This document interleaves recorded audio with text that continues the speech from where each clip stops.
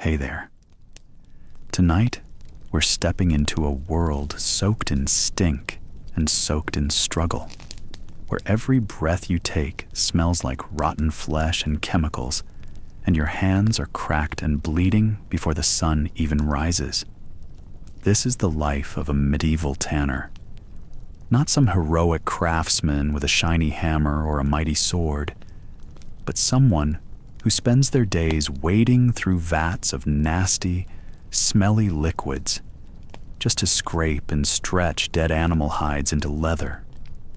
So, before you get cozy under that warm blanket, go ahead and like this video and subscribe to the channel, but only if what I do here genuinely helps you wind down at night.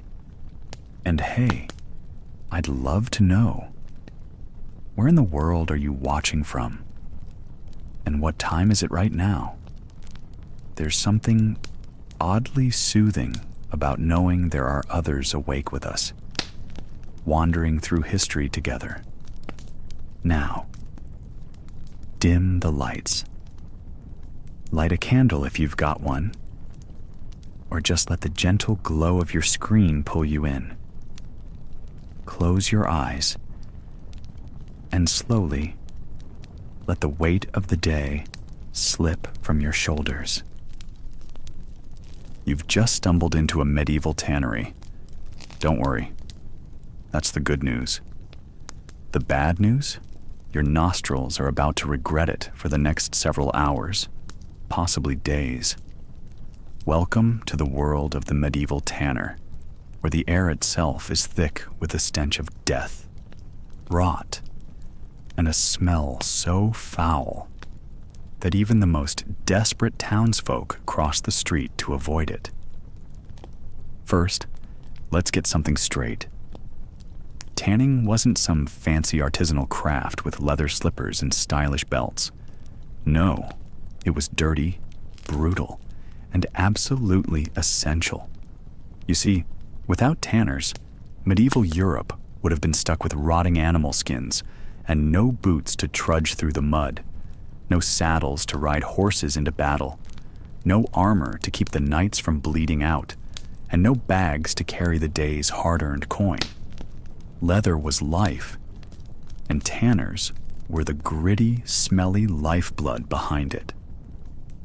So, what is tanning exactly? Simply put, it's the process of turning raw animal hides, basically skins of dead cows, pigs, goats, or whatever other beast met its unfortunate end, into durable leather. This wasn't a quick, neat job. It was a long, foul journey full of rotting flesh, chemical baths, and endless scraping. And you, if you had the stomach for it, were going to be right in the middle of it.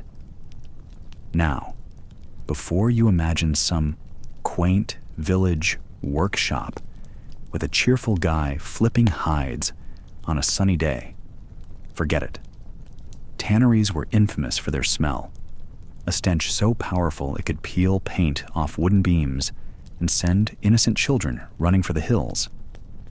The smell was a combination of decomposing flesh, urine, manure, and the chemicals used to cure hides, mostly animal brains. Yes, brains. Urine, and later on, tannin-rich tree bark.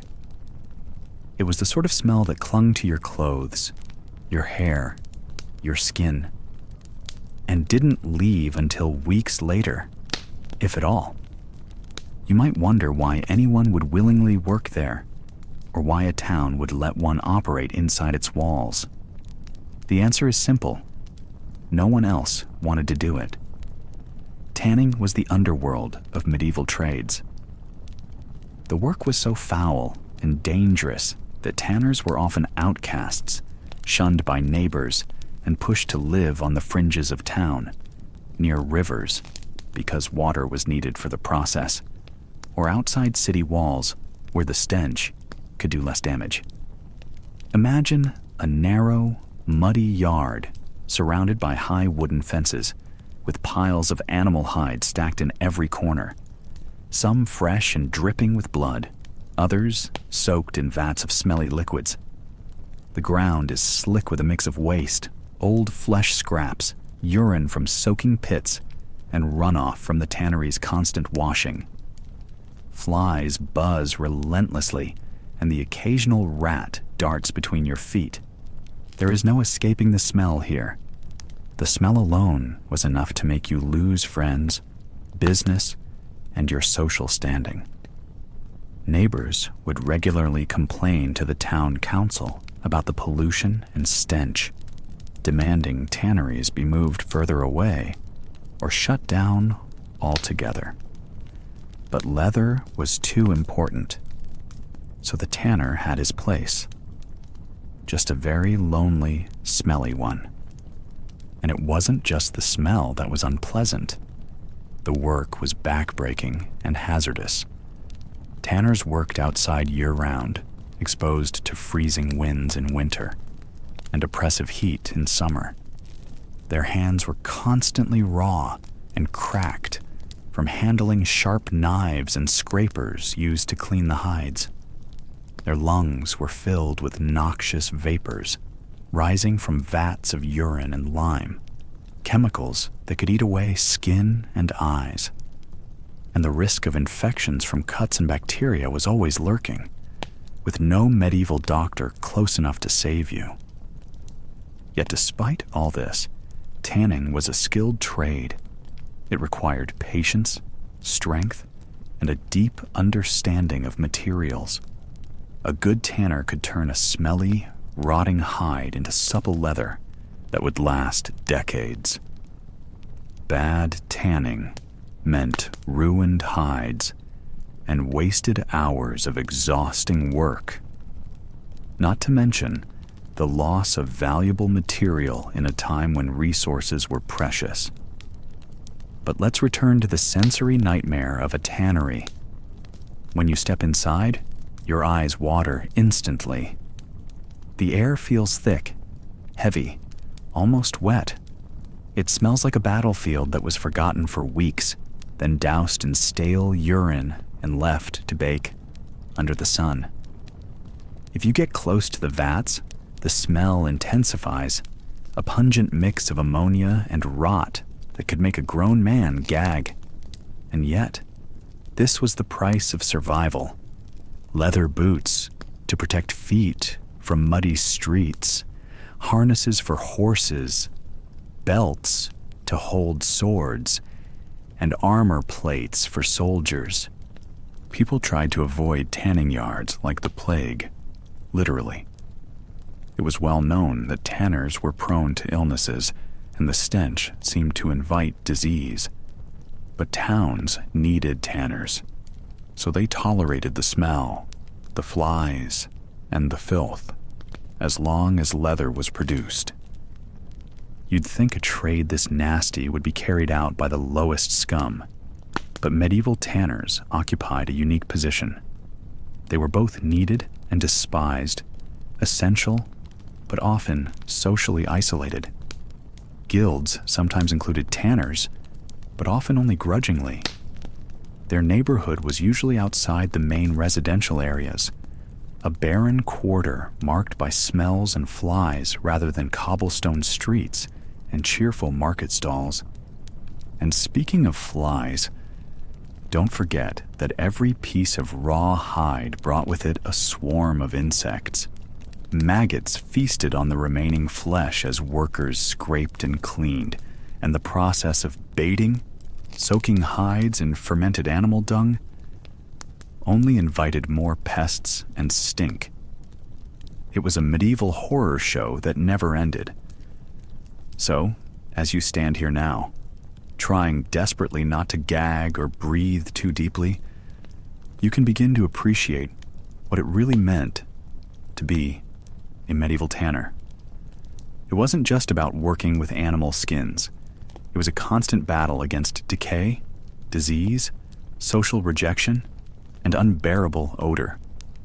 Yet somehow, through all this, tanners kept the medieval world walking, riding, fighting, and surviving. Welcome to the tannery. It really sucked. But without it, medieval Europe would have been barefoot, unarmed, and utterly lost in the mud. In early centuries, trades were often passed down through generations. Children rarely choose a profession. They inherited one, and for families like the Andres and the Aubry, that profession was tanning. Men like Michel André, de Saint-Michel, and Sébastien Aubry likely began their journeys into tanning at a very young age. If their fathers were tanners, they would have been exposed to the craft almost from birth. As small boys, they might have helped carry buckets, sweep workrooms, or stir soaking vats under supervision. There was no formal schooling required. The tannery itself was their classroom. The process of tanning involved harsh, labor-intensive stages. First, hides had to be soaked in water to loosen hair and flesh. Then, they were treated with lime to help remove the remaining tissue. After that came bathing, softening the hide using enzymes. This often involved soaking the skins in solutions made with animal dung or human urine, collected from local households or even taverns. It was unpleasant work. The smell was constant, clinging to skin, clothes, and reputation. But within the tanning trade, there was pride. It was a respected, if avoided, profession. While tanners often lived and worked on the outskirts of town, away from the markets and the churches, their services were indispensable. A town couldn't function without leather, and leather couldn't be made without tanners. Michel André de Saint-Michel, born into this environment, would have begun as a helper in his family's tannery. Over time, he would have learned each stage of the trade: how to judge the quality of a hide, how to mix the right concentration of lime, how to stretch and dry leather in a way that made it strong but flexible. It was a craft that took years to master. The same was likely true for Sébastien Aubry. For him, tanning may have been a family enterprise, passed from father to son, not just as a job, but as a legacy. In New France, sons were expected to follow in their father's footsteps, particularly in skilled trades like tanning, blacksmithing, or carpentry. These professions often stayed within families for generations. Living conditions for tanners were rough. Their homes were usually adjacent to their workyards, meaning the smell of decomposing hides, lye, and urine was ever present. Tools were simple: scraping knives, wooden vats, stretching frames. But the work was demanding and precise. A mistake in the chemical process could ruin an entire batch of hides. Tanners also faced health risks. Prolonged exposure to lime could burn the skin and eyes. Fungal infections were common, and working around decomposing organic matter meant constant risk of illness. Yet despite all this, the children of tanners, like young Michel or Sébastien, were expected to take up the trade. It was a matter of survival and stability. Learning the craft meant having a future, a way to provide for a family, and possibly even the opportunity to one day own a tannery of their own. The story of these men reflects a broader truth about life in early colonial communities. Survival depended on tradition, hard work, and family ties. Becoming a tanner wasn't just a choice. For many, it was a birthright, a path laid down by the generations before them. And so, in the early morning hours, long before the town stirred, young apprentices would rise and begin their work, scraping, soaking, hauling hides, side by side with fathers and brothers. They would learn not just the mechanics of tanning, but the rhythm of the trade, a rhythm passed on quietly, day after day, generation after generation. By adulthood, men like Michel-André, Dite Saint-Michel, and Sébastien Aubry would have known the trade by heart. Their hands would be stained by tannins, their arms strong from years of labor, and one day, they too would pass it down to sons who would grow up beside the vats and frames, inheriting the same tools, the same smells, and the same future. Now, you've survived waking up in medieval Europe, and now you're about to dive into the grimy, smelly world of raw hides, the starting point for every medieval tanner's miserable day.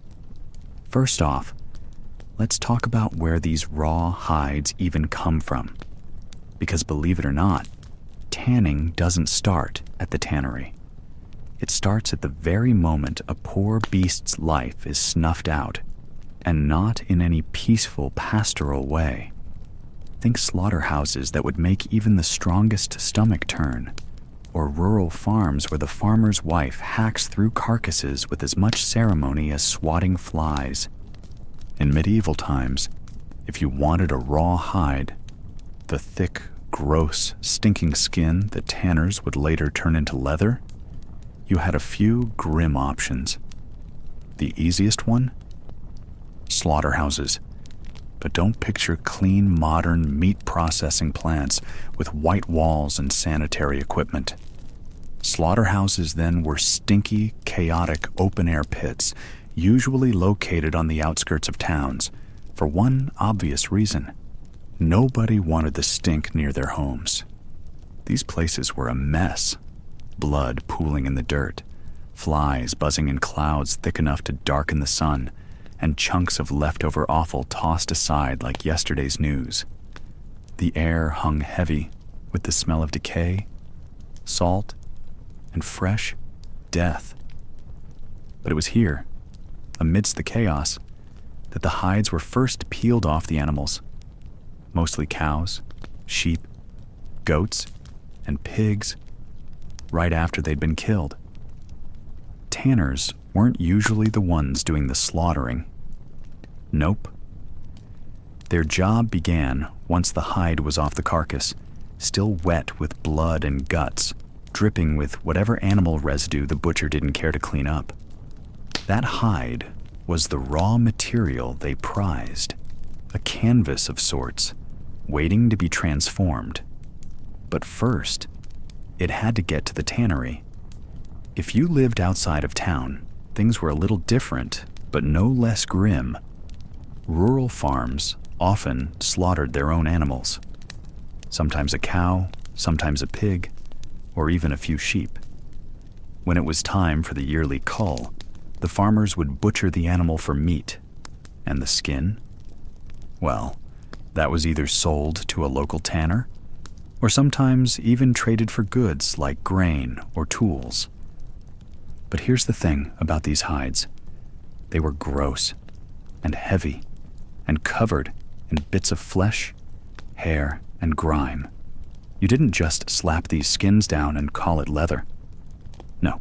First, the hides had to be carefully scraped, cleaned, salted, and stored, often under pretty foul conditions. Salt was a tanner's best friend back then. It was the only real way to keep a hide from rotting before it made the trip from farm or slaughterhouse to tannery. Imagine a pile of these hides stacked up outside in a muddy courtyard under the unpredictable medieval weather. Sun, rain, snow, all mixing into a festering stew of animal matter. Sometimes a whole shipment of hides would be ruined by a sudden downpour or a slow rot that set in overnight. The tanner had to be quick, or the hides were worthless, full of maggots or smell so bad that even the tanners themselves recoiled. The transportation of these hides was its own brutal story. No refrigerated trucks or clean crates. Hides were lugged by hand, dragged over dirt roads that doubled as sewers, or stuffed into carts covered in straw, exposed to the dust, the rain, and every passerby's disgusted stare. The smell alone was enough to clear a village market. And speaking of markets, medieval marketplaces were another vital stop on the journey from animal to hide. Farmers or butchers who had hides they didn't want to deal with would bring them to market stalls, hoping to sell them off to traveling tanners or leather merchants. But markets were noisy, crowded, and full of all kinds of traders and townsfolk who wrinkled their noses and whispered, "There goes the tanner's stink again." This wasn't just because of the smell, but because tanners were often socially shunned, their trade considered dirty and unholy. So hides traded in markets were often passed around quickly, handled with gloves or sticks, and never displayed front and center. You could see the desperation on the faces of farmers eager to offload the hide, the animal's last, smelliest relic.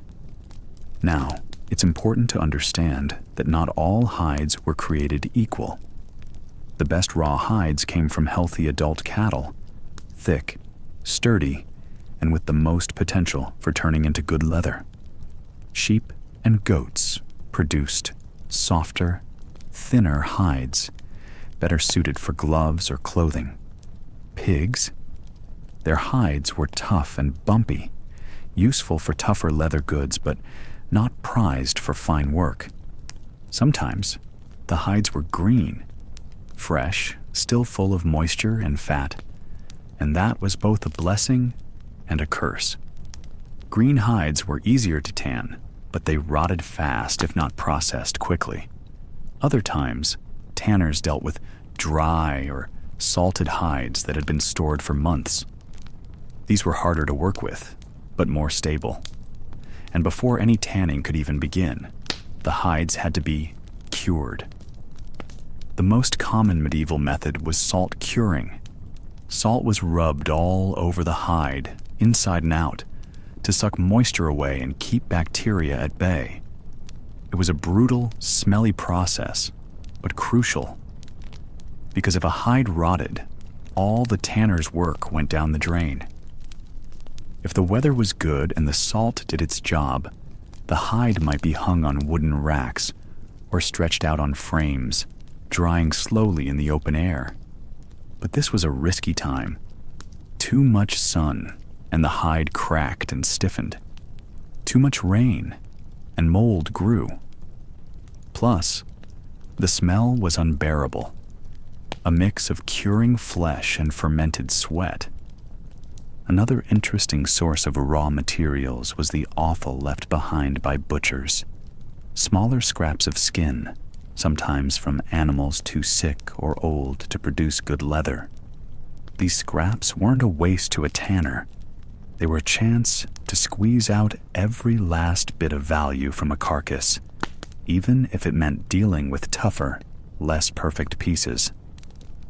Sometimes hides even came from less savory sources, dead or diseased animals, roadkill, or animals sacrificed for religious or legal reasons.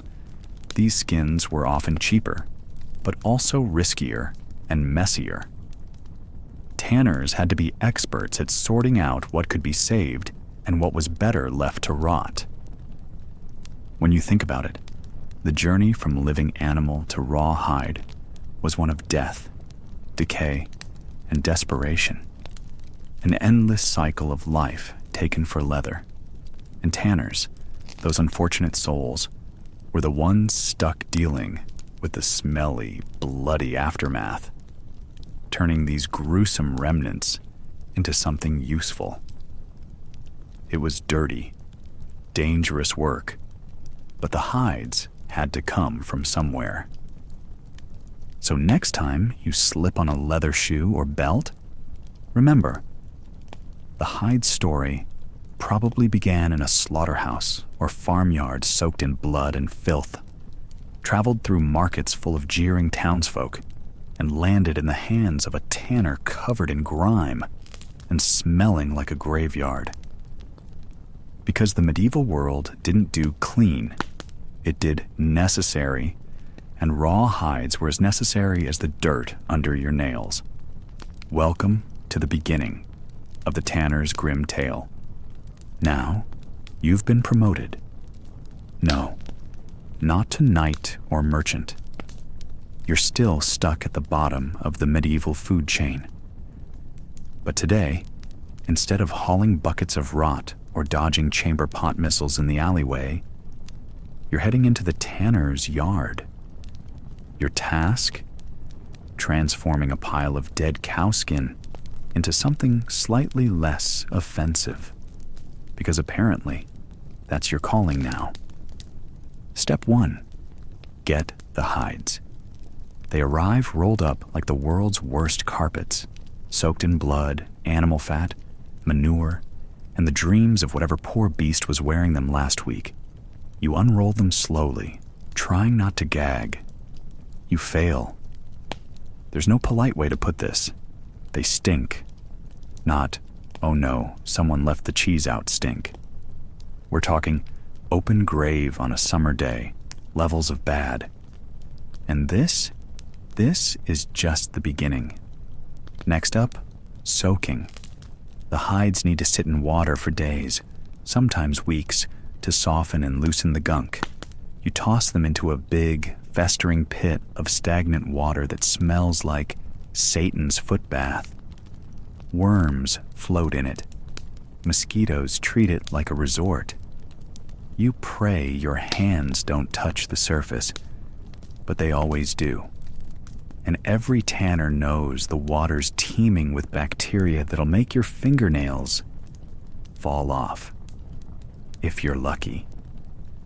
If you're not, it's infection, fever, and a slow death, while everyone assumes you've just got bad humors. Once the hides have turned from corpse blanket to floppy disaster, it's time for liming. No, not adding a slice of citrus. This is medieval liming, which means soaking the skins in a mix of water and calcium hydroxide, better known as lime. It burns. It eats through skin. And if you get it in your eyes, you'll be blind faster than you can say, guild rules. But you dunk the hides anyway, stirring the bubbling brew with a big stick while trying not to inhale too much of the fumes. They're sharp, caustic, and vaguely lemony, in the same way fire is warm. The lime eats away hair, fat, and whatever's left of the poor beast's dignity. And guess who has to scrape all that off? Of course, it's you. You haul the hide out and toss it, dripping and pale, onto a scraping beam. A curved wooden block that looks suspiciously like the back of your Uncle Gervais. Armed with a two-handled blade called a fleshing knife, you lean in and start scraping off the bits. Hair, meat, and fat slide away in disgusting ribbons. The smell? Unholy. The sensation? Greasy. The risk of slipping and slicing off your finger? Surprisingly high. You do this for hours, bent over, muscles screaming, while flies dance around your face, and the blade dulls against the fatty resistance. Some tanners go blind from the effort. Others simply go mad from the smell. Next, tanning. This is where the real magic and misery happens. To turn raw, stinking skin into actual leather, you need tannins, acidic compounds found in things like oak bark, gallnuts, or in some cases, dog poop. Yes, dog poop. Not just dog either. Human urine was also used to help soften the hides. Entire communities were encouraged to pee in pots so that you could pour it lovingly over your future pair of boots. You think you've hit rock bottom, and then you find yourself ankle deep in a urine vat, stirring skins with a stick, and contemplating every decision that led to this moment. Once the hides are soaked in tannin-rich solutions for weeks or months, they finally start to lose the stench and toughen into usable leather. By now, your nose is numb and your hands are permanently stained a color that doesn't exist in the natural world. But there's still more. You rinse the leather, beat it, stretch it, sometimes oil it, maybe dye it if someone's paying extra. Every step is physical. Every step is dangerous. Every step involves at least one fluid you can't talk about at the dinner table, assuming you still have a functioning sense of taste. Finally, drying. You hang the hides in the open air, praying it doesn't rain, the wind doesn't snap the drying rack, and local children don't steal it for sport. Even in this last step, nothing is safe. If the weather turns or a fire breaks out, weeks of back-breaking work can vanish in smoke or slime. And after all that, you've got leather. That's it. That's the prize. A stack of brown, slightly wrinkled sheets that smell like hell, but sell like heaven. This stuff will become shoes, belts, armor, saddles, book covers, water flasks. The medieval world runs on leather, and you just made it happen. And absolutely no one will thank you. The nobles will sneer. The townsfolk will wrinkle their noses. Even the blacksmith thinks your job is gross. And he bathes once a season. But behind all the pomp and pageantry, behind the kings and the knights and the cozy monks copying their manuscripts, they all need leather, and they all need you. You, the tanner, master of the pit, alchemist of the hide, magician of manure. Now go wash your hands. Oh wait, there's no soap, just more urine. In the world of early tanners like Jacques Baillet and François Barcelou, few paths were chosen freely. Most were inherited. The trade of tanning, transforming raw animal hides into usable leather, was not simply learned in schoolhouses or from written manuals. It was passed down in person, from hand to hand, from father to son, from older brother to younger apprentice. Apprenticeship, for these young men, often began as early as age 8 or 9. By that time, they were already familiar with the rhythms of the tannery, the sharp sting of lime in the air, the heavy splash of soaking tubs, the ever-present scent, acrid, musky, and unmistakable, that marked their family's trade. Before they could master the knife, they first mastered endurance. The earliest tasks were physical, dragging hides from carts, hauling buckets of water from rivers or wells, sweeping bark dust and turning hides in the pits. There were no shortcuts. Every part of the process was manual, repetitive, and unrelenting. And every step taught something. From Jacques Baillet's earliest days in the tannery, he would have learned to recognize a hide's texture, age, and defects with his fingers alone. Not from books, but from touching, lifting, and preparing hundreds of skins. This tactile training would become a kind of second nature. François Barcelou, like many sons of tanners, likely trained under his father's direct supervision and under constant correction. One wrong cut, and the entire hide could be ruined. One forgotten step, and the leather could stiffen, crack, or rot. Mistakes weren't just inconvenient. They were expensive. Apprentices were expected to learn fast, and to learn silently. Key skills passed down during apprenticeship included fleshing, using curved knives to scrape fat, muscle, and hair from the hide; baiting, soaking the hides in fermented substances, often animal dung or urine, to soften them. Tanning. Applying tannins from tree bark, especially oak or hemlock, to preserve the leather and prevent decay. And finishing. Stretching, drying, oiling, and softening the leather for its final form. Much of this was performed without gloves. Apprentices handled lime, blood, dung, and acids with bare hands. This wasn't negligence, it was tradition. And with time, their skin adapted, cracked, calloused, hardened. By their teenage years, boys like Baillet and Barcelou were expected to work as full members of the team, often from dawn to dusk, 6 days a week. Sundays were reserved for church, not rest. Tools, too, were passed down like secrets. The fleshing beam, the curved draw knife, the heavy hide hooks, all shaped by use, marked by generations. Young apprentices learned not only how to use them, but also when. Timing, temperature, and even weather could affect the outcome of a tanning batch.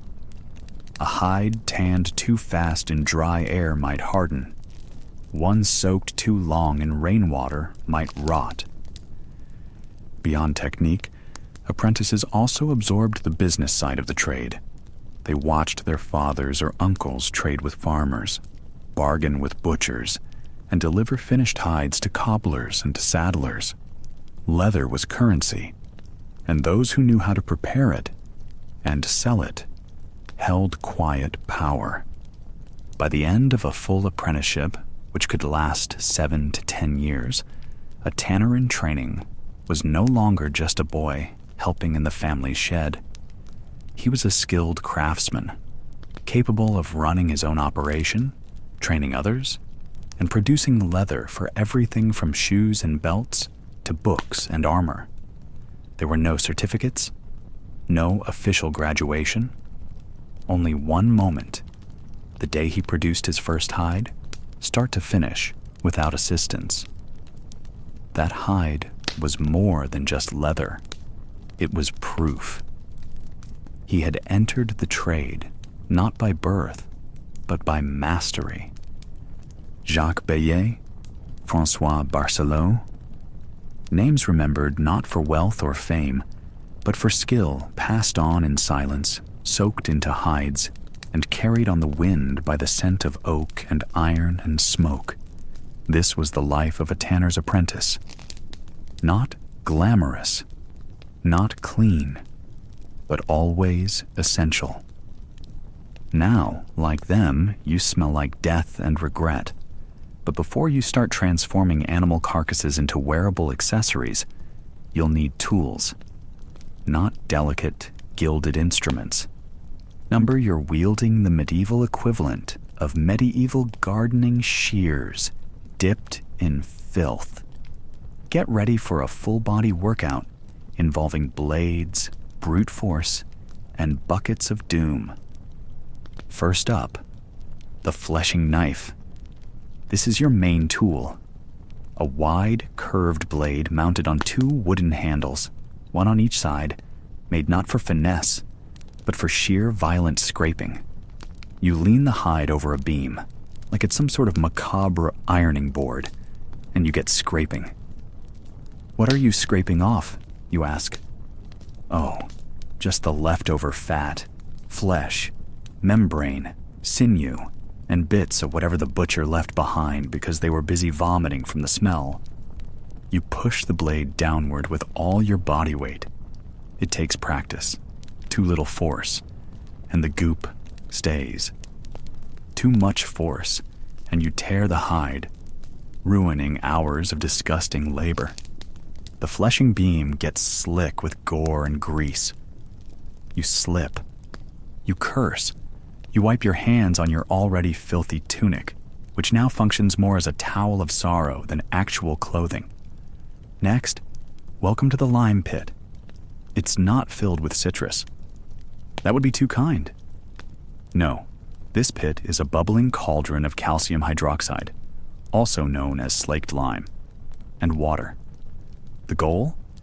To make hair fall out of the hide like a balding lord at 40. You throw the raw skins in and wait. The lime eats into the follicles. It also eats into your hands. Your skin cracks. Your nails blacken. Sometimes your fingerprints just vanish altogether. Congrats, you're no longer traceable. Great for crime, terrible for comfort. And if you're lucky, the lime pit hasn't overflowed from last night's rain, turning your yard into a squelching swamp of alkali soup. Step wrong, and you're up to your knees in what smells like a demon's foot bath. And that demon has athlete's foot. And leprosy. Hair removal happens with a scudding knife, similar to the fleshing knife, but this one is sharper and meant for the hairless, lime-swollen hide. You scrape again, gently, like coaxing secrets from a sullen goat. If you press too hard, you gouge the leather. If you go too slow, the hide dries out. And a dry hide? That's just a future drum skin, not a supple boot. Time to tan. And this is where the magic happens. If by magic, you mean marinating rotting skin in fermented dog poop and tree bark until it stops being soft meat and becomes something wearable. Yes, dog poop. Specifically, dog dung full of enzymes. This is known, lovingly, as puring. You take your hide and you gently massage it with feces for hours, sometimes days. It's warm. It's squishy. It's the least erotic massage imaginable. But you don't only work with dung. You also use tannin-rich bark, mostly from oak or chestnut trees. You grind it down into powder or soak it into a reddish-brown liquid that stains everything. Your skin, your clothes, your soul. The hides go into giant wooden vats or pits filled with this tannin soup and sit there, marinating like the world's worst stew. You stir them occasionally with a wooden paddle or your arm if you hate your own skin. The tannin reacts with the collagen in the hide. It binds, strengthens, and preserves it. And that's good. What's not good is the stench. The process takes weeks, sometimes months, and the longer it goes, the more it ferments. You become fluent in the language of rot. A sniff tells you if a batch is going well. A deeper sniff tells you if you're about to vomit. You'll probably do it anyway. Your shop? Oh, it's a dream. Stained walls, a dirt floor soaked in chemicals, piles of hides in various states of decay, swarming with flies and buzzing with activity, mostly from rats. If you light a candle too close to the lime or ammonia fumes, you might invent the first medieval tanner fireball, which frankly might be an improvement. Did I mention the beam house? That's where you do most of this grim ballet. A dark, damp space that smells like a bog and a battlefield. Had a baby. The walls are crusted with decades of hide residue. Your boots squish with every step. You've long since given up trying to stay clean. Soap exists, but you'd need a river and a divine miracle to get the stench out. The tools dull quickly. Your blades chip from bones. Your wooden paddle splinter. Your back?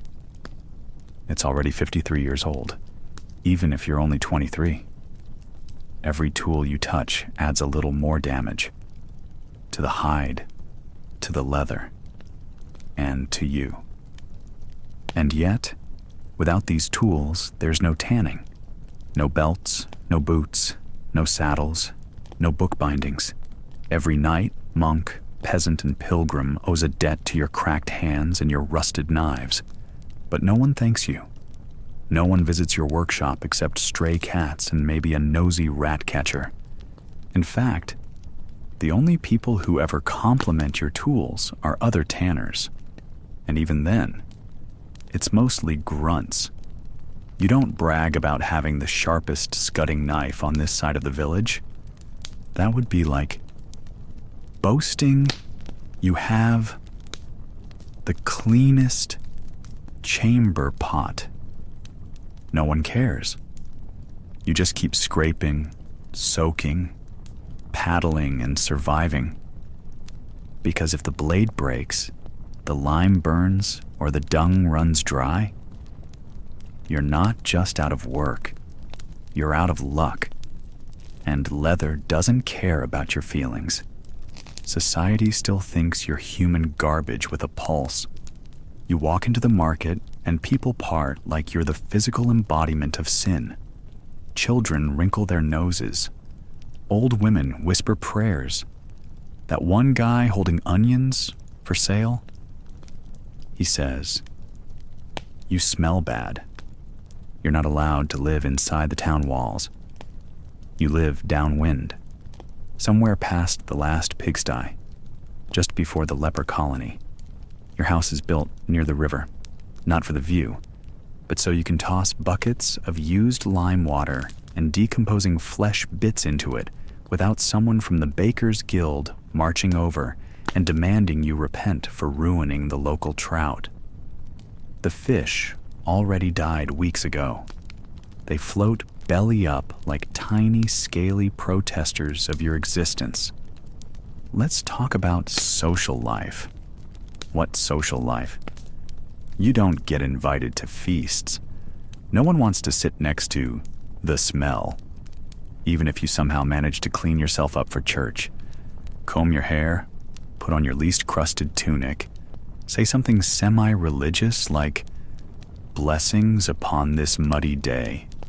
You'll still be seated in the very back, right next to the door, or outside if the breeze isn't cooperating, because God may love you, but Father Aldrich's nose does not.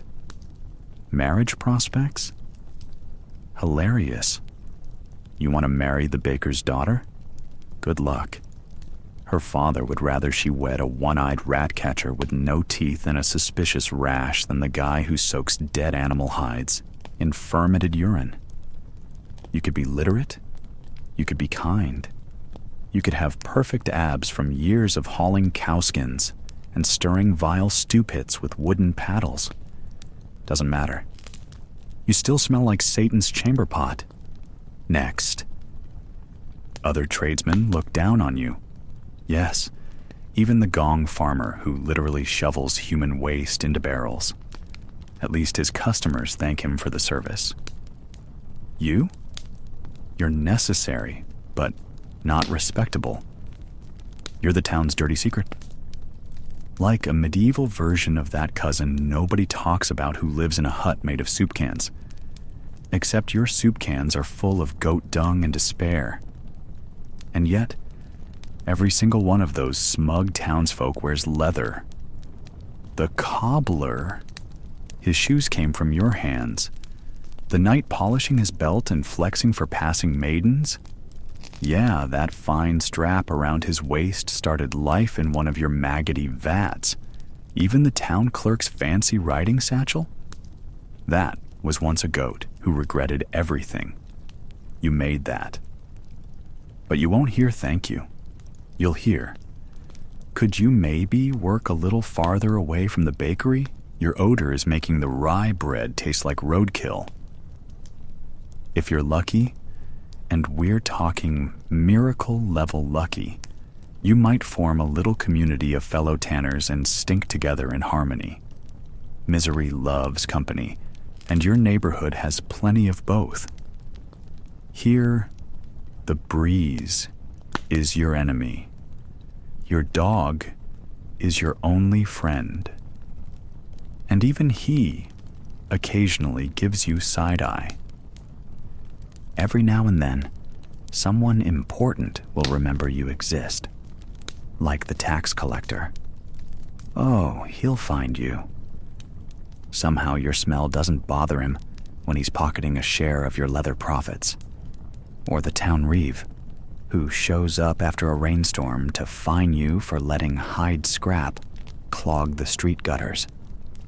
The same gutters the butcher filled with pig fat 2 days earlier. But he's respectable. You're not. There's a reason some religious folks considered tanners spiritually unclean. In certain places, you weren't allowed to testify in court because people thought your soul was as soiled as your fingernails. You handled death too intimately. You worked with things that should stay buried. Animal carcasses, rot, decay. It gave you the whiff of the underworld, metaphorically and literally. In some cities, tanners couldn't even be buried inside the main cemetery. You got the corner plot, the far corner, with the weeds and the skeletal dog. So why do you keep doing it? Because no one else will. Because you were born into it. Because your father did it, and his father, and now you. Because even though people treat you like a walking latrine, you still know something they don't. You know how to turn death into life. You take what others discard and make it useful. You take the grotesque and make it wearable. You are the reason books have covers, soldiers have armor, monks have sandals, and nobles have saddles. They don't respect you, but they depend on you. And maybe that's the real joke. You're the outcast who holds their world together. Still, you smell like foot-washed corpse juice. So good luck making friends. Now get back to work. The cowhide in vat number 3 isn't going to scrape itself, and the neighbors already sent another complaint scroll tied to a rock through your window. Welcome to the glamorous life of a medieval tanner. You stink. You're shunned. And tomorrow, you'll do it all again. In colonial towns and rural settlements across New France, the tanner was both vital and avoided. Men like Nathaniel Bolter, Etienne Brunet, and their peers served an indispensable role. Yet they lived on the outskirts of respectability, just as their tanneries stood on the edges of town. Tanners worked with death.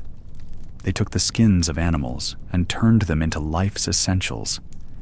Boots, belts, harnesses, gloves, aprons, book covers. Leather was everywhere, from the church's missal to the soldier's sheath. Without tanners, the colony's daily life would grind to a halt. But for all their necessity, they were rarely celebrated. The work, after all, stank. Quite literally. Tanning hides required weeks of soaking skins in urine, lime, animal brains, or even fermented dung. The smell clung to clothes, skin, hair. It soaked into the boards of their homes and into the very air around them. Because of this, tanners often lived on the outskirts, near streams or rivers needed for washing, but also far enough from the town center that their odor wouldn't offend the more delicate sensibilities of merchants, clergy, or local elites. Men like Etienne Brunet may have provided leather for a priest's shoes or a governor's gloves, but they wouldn't have been invited to dine in their halls. The social hierarchy was rigid. At the top, landowners, clergy, magistrates, military men.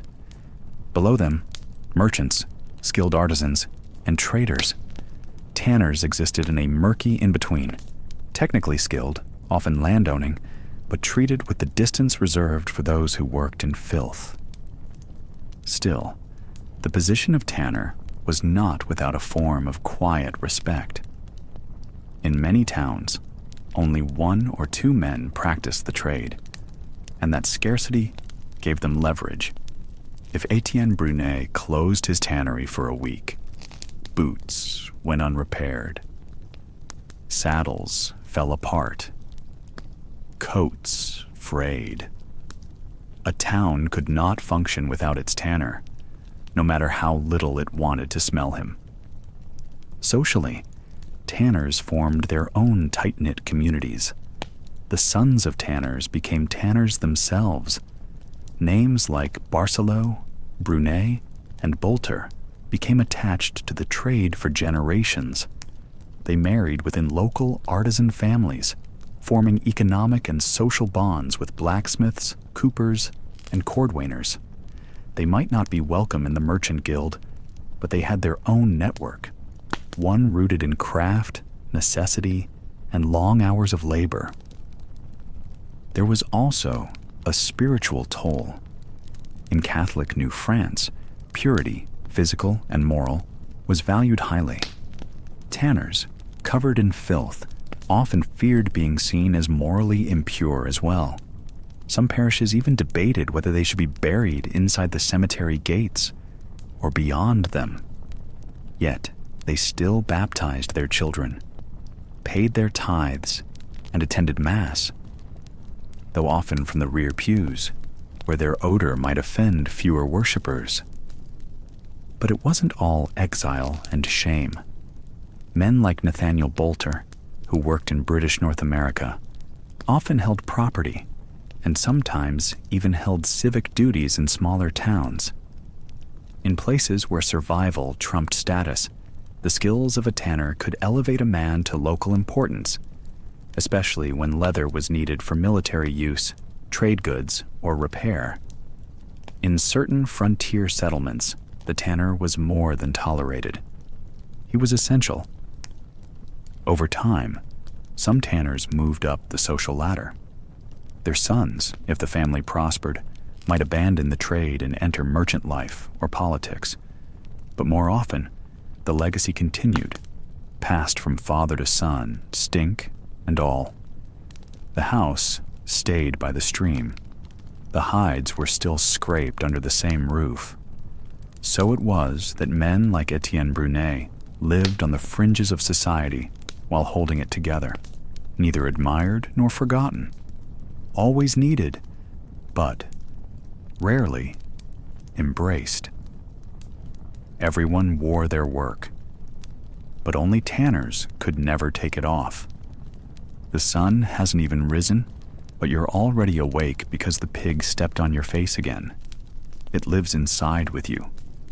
So does your family. And a few dozen fleas. Your mattress is a pile of hay that's so fermented, it's probably become semi-sentient. You peel yourself off the floor and stretch, which sounds like snapping twigs because your joints hate you now.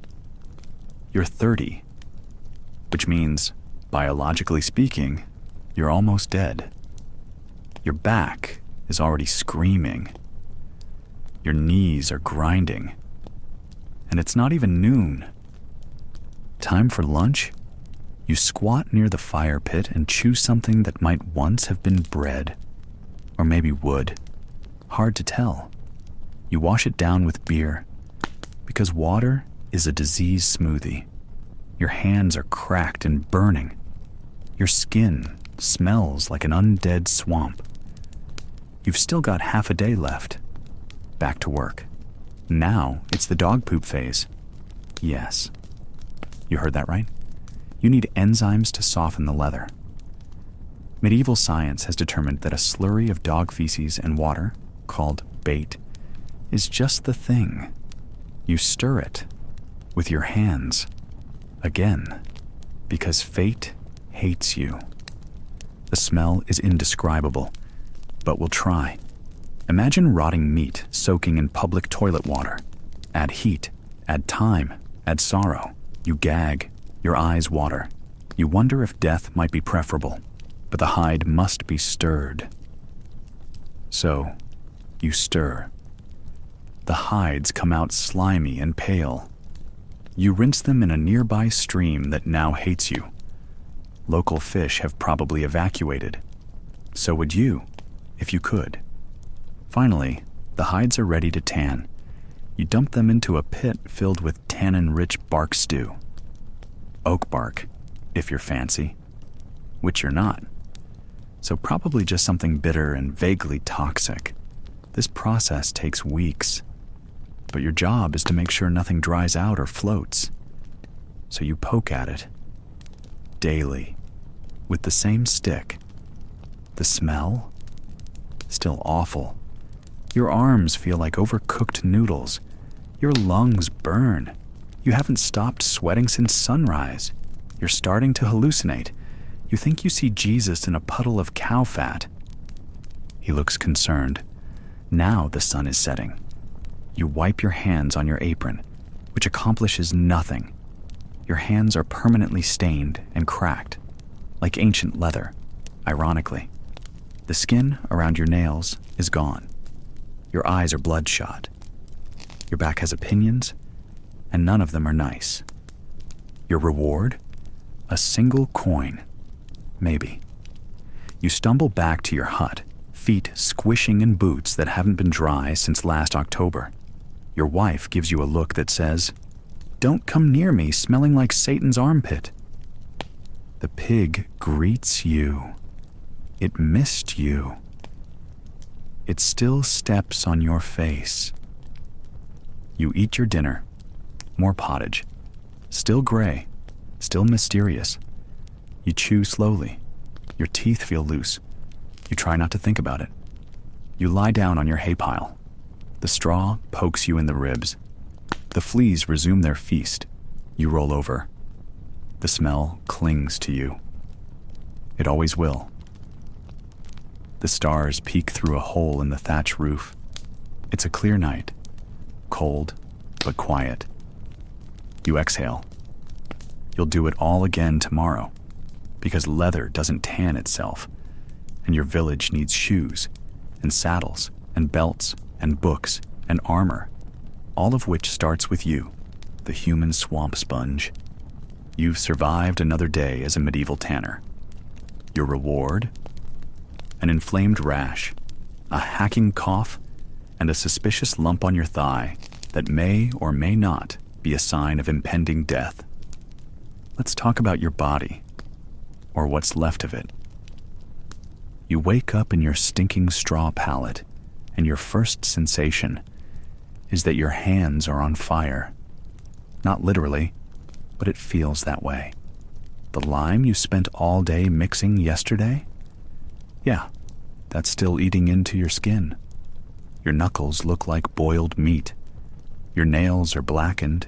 Your fingertips are peeling like overcooked onions. And there's this fun new patch of skin sloughing off your forearm. You hope it's just from the urine vats, but at this point, it could be anything. You stumble outside. Your chest wheezes like a dying bellows. That's not allergies. That's from breathing in dried feces dust and ammoniac fumes all day. Every day. See, you've been inhaling a cocktail of chemical warfare agents since you were 12. Cow dung, dog poop, rotting hides, pigeon droppings, and stale urine fermenting in barrels taller than you. It's like sniffing hell's compost bin for 8 hours a day while squatting ankle deep in what might be plague juice. Your lungs sound like they've been stuffed with wet moss and regret. You cough. It hurts. There's a little blood. Not enough to panic. Just enough to accept your mortality like a good medieval peasant. But wait. It gets better. You head over to the scraping bench because it's time to deflesh some cowhide. And by deflesh, we mean shave off the leftover meat and fat with a dull, heavy blade the size of your forearm. Your tool of choice is curved and blunt and occasionally bites back. Just last week, your cousin Willem slipped and took a chunk out of his thigh. They wrapped it in moss and said a prayer. Now his leg is purple and smells like ham. You haven't seen him in days. You've been lucky. Just a few gashes, a couple minor infections, that swollen cut on your thumb. You can't bend it anymore, but you've still got 9 other fingers. For now. As the sun rises, the hides arrive. You carry them in by hand. They're stiff, heavy, soaked in blood and crawling with maggots. One slips, lands on your foot. You yelp. No one notices. You have no boots, just rag-wrapped feet that now squelch inside. Something you're pretty sure was once a goat intestine. It's warm. It's wet. It's probably infected. Just another Thursday. Now comes the deliming vat. This is where you rinse the lye and lime off the hide. You plunge your hands into a slimy, putrid soup of partially neutralized chemicals, bits of skin, fur, and God knows what else. Your skin screams. The sting is immediate. By noon, your fingers look like sausages that lost a fight with boiling oil. But you keep going, because stopping means no pay. And no pay means no food. You squint through the rising steam. Your vision blurs. That's not just exhaustion, that's ammonia poisoning. From PDOT. All day long, you stand next to barrels of human and animal urine that are used to soften hides, which is great for the leather. Less great for your sinuses, lungs, and general will to live. You've developed a constant nosebleed that trickles quietly onto your collar. It's medieval aromatherapy, now with added internal hemorrhaging. You take a break, sit on a rock, scratch the back of your neck, and your hand comes away covered in red. Lice? Sure. Fleas? Obviously. But this rash? That's new. Probably from last week's cow that came in with a suspicious lesion. No one's sure what it was, but the guy who handled it first has stopped blinking with one eye. You should be concerned. But honestly, you're too tired. Across the yard, a boy is vomiting. He's 10. His father says it's just the heat. You all know better. It's the fumes, or the skin rot, or the dog feces. Pick one. Childhood is a short, itchy blur of gastrointestinal distress and exposure to dangerous substances. But he's got strong arms and no visible open sores, so he'll be working by tomorrow. You cough again. More blood. You feel dizzy. You steady yourself on a half-scraped hide, but your palm slips and lands on a rusty nail sticking out of a beam. Great. You've been meaning to get tetanus anyway. That's if the nail didn't just introduce the plague into your bloodstream via Splinter Express. Honestly, it would be faster than your current pace toward death. You stumble toward the tannery's rear wall, near the runoff trench, the one that carries used tanning liquor, blood, guts, and wash water down to the river. You lean over to spit, and that's when you realize your gums are bleeding. Again. Fun fact, medieval dentistry doesn't exist. There are no toothbrushes, no antibiotics, and your diet of pottage, beer, and despair isn't helping. You're developing scurvy, which means your teeth are probably gonna fall out one by one, like rotten acorns. Hopefully, not all at once. You need at least 4 left to chew boiled turnip. As evening falls, your legs throb. Your back is curved like a question mark. Your fingernails are peeling in layers. Your head buzzes. That could be fatigue, or infection, or maybe it's just the lice again. Either way, you lie down on your straw pallet, the one you share with 3 brothers, and a skin disease that's been unnamed since the Black Death. You close your eyes and try not to breathe too deeply. There's a new smell in the air. Something sweet, something rotten, something familiar. You're not sure if it's your foot or your future. You're 29 years old. You've outlived 2 of your coworkers and 3 of your teeth. You consider this a victory. Sleep well, Tanner. If the fumes don't kill you tonight, tomorrow promises more open wounds, more hideous sores, and maybe, just maybe, if you're really lucky, a minor case of trench foot. But at least you've still got both hands. For now. Didas Beaupre, a real-life tanner, never complained about this life much, not even when his joints began to seize in the winter air, or when his back refused to straighten after long days hunched over soaked hides. He had strong arms, a thick neck, and a stubborn streak born of generations who knew how to suffer in silence.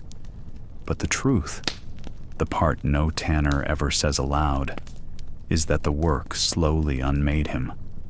The tannery never warned you. It never whispered that the fumes would steal your breath before your time, or that your skin would crack open like old bark.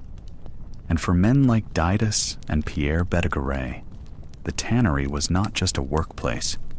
It was a battlefield of slow, silent wounds. Didas worked in such an environment for decades. The steam that rose from the warm mixtures never looked dangerous, but it carried more than just tannin.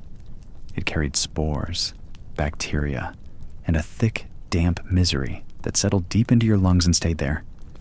Some mornings, he'd wake coughing so hard he couldn't stand, but he still went back to work. The hides didn't care if you were sick. Deadlines still had to be met. Customers still needed leather. And so you kept going. The air in the tannery was damp, heavy, and permanent. It stuck to you, your clothes, your skin, your nostrils. Men like Pierre and Didas carried that scent everywhere. It followed them into church pews and lingered in their homes long after they'd died. Some said you could smell a tanner's ghost, that the reek outlived the man. But it wasn't just the smell. It was what was in the smell. Every barrel, every bath, every pit contained some chemical cocktail: lime, tannins, iron salts, alum, urine, animal brains. Nothing was labeled. Nothing was measured. You mixed with your hands. You leaned in close to inspect the hides. And over time, the exposure added up. Skin diseases were common. Rashes that blistered. Sores that wouldn't heal. Pierre once had a patch on his forearm that wept for months. He wrapped it in linen and never spoke of it again. And then there were the injuries. Every tool was sharp. The knives used for scraping, called lunelles, shaped like crescent moons. Boissomar. One slip, and you might cut your thigh open down to the bone. It happened more than people admitted. Didas once saw a man lose 2 fingers in the span of a heartbeat. The blood soaked into the hides like it belonged there. But the worst of it? The strain. The labor wasn't just dirty. It was relentless. You were always lifting, dragging, twisting, stooping. Hides are heavy. Wet hides are heavier. After 30 years, your spine compresses like wood under a blacksmith's hammer. Pierre walked with a cane by 50, and not because of age. His knees had swollen from years of hauling ox hides and trampling bark underfoot. His hands curled from gripping knives so long they seemed to forget how to unclench. Still, neither man ever left the trade. What else would they do? Their children learned early to spot the signs. The way their father rubbed his shoulders in the quiet of dusk, or how he'd grunt getting up from the table. They'd see the dark stains on his skin that never washed off, and wonder if they'd inherit not just the tools, but the wounds too. Because this was the unspoken truth. Tanning fed your family. But it also buried you early. And when tanners died, no one said, from work. They said, he got old, or his lungs were weak. But the truth was written in his bones, in his calloused hands, in his cracked heels and hunched frame. In the way he could no longer smell the tannery, because the fumes had burned away his sense of scent long ago. Some like Pierre, tried to find small comforts. He grew herbs behind his house, lavender and mint, and buried sachets of them in his coat pockets to keep the worst of the smell at bay. It didn't work, but it made him feel human, even just for a moment. Didas, on the other hand, embraced it. "If I ever don't smell like death, bury me," he once joked, and no one laughed harder than he did. But even the proudest tanner knew that by the end, the trade had taken more than it gave. Their names, Didas Beaupré, Pierre Badagaray, are etched quietly in the ledgers of their towns, remembered as craftsmen, as providers, as honest men. But behind the ink lies the real cost of their trade, paid in skin, in breath, in bone. So the next time you hold a piece of fine leather, soft, supple, perfectly tanned, remember that it came not just from an animal, but from men who gave pieces of themselves to shape it. Because the leather lives on, even after the tanner is gone. Now, let's go back to you. You've just been born into a medieval tanning family. That's right.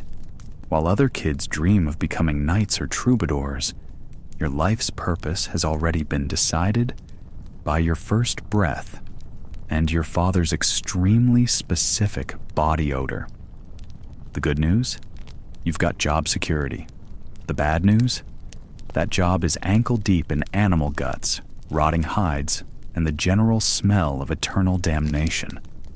Welcome to the family business, where every day is bring your child to work day, and nobody wants to stand downwind of you ever again. See, tanning isn't just a job. It's a generational curse disguised as a craft. Your dad does it, his dad did it, and guess what? Unless divine intervention drops a lute into your lap and turns you into a bard, you're going to spend your entire life elbow deep in cow parts. You start young.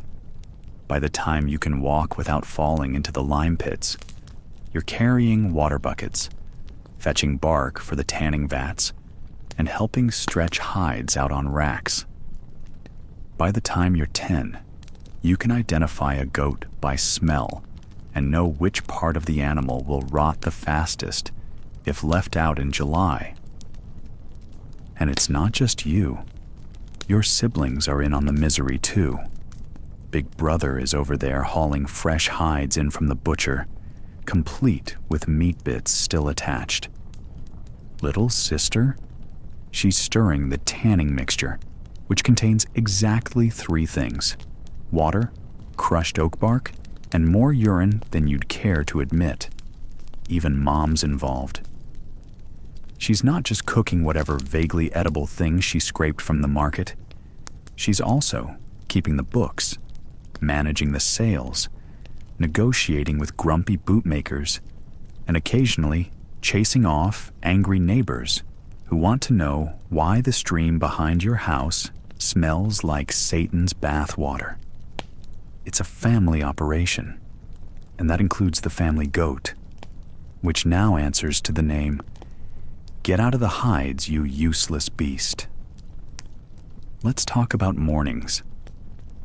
While normal children might wake up to birdsong and fresh bread, you wake up to the scent of wet leather, last week's carcass drippings, and whatever crawled into the lime pit overnight and didn't crawl back out.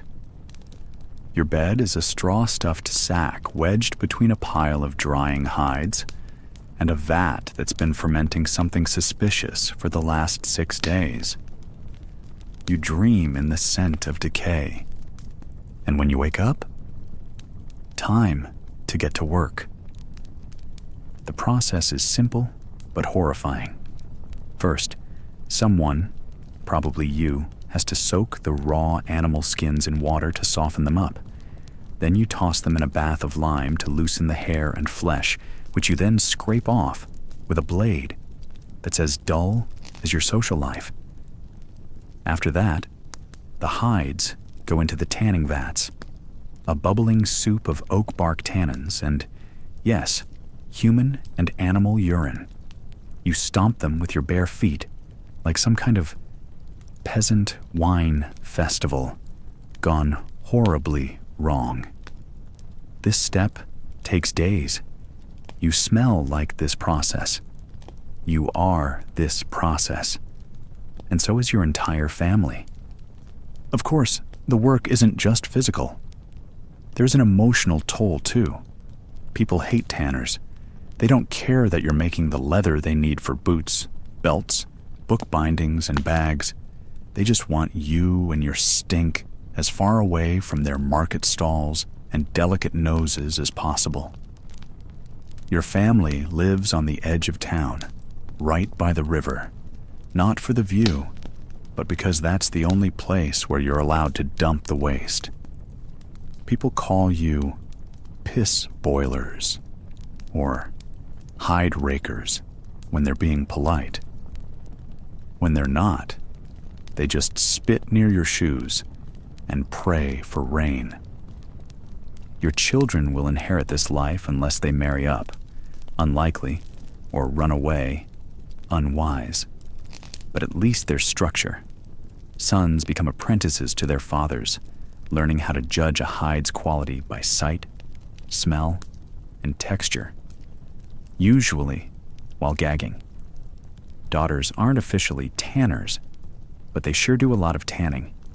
They help stir vats, tan small hides, manage supplies, and sometimes even run the business outright when the menfolk are drunk, dead, or dying of lung rot from breathing in lye dust for too many winters.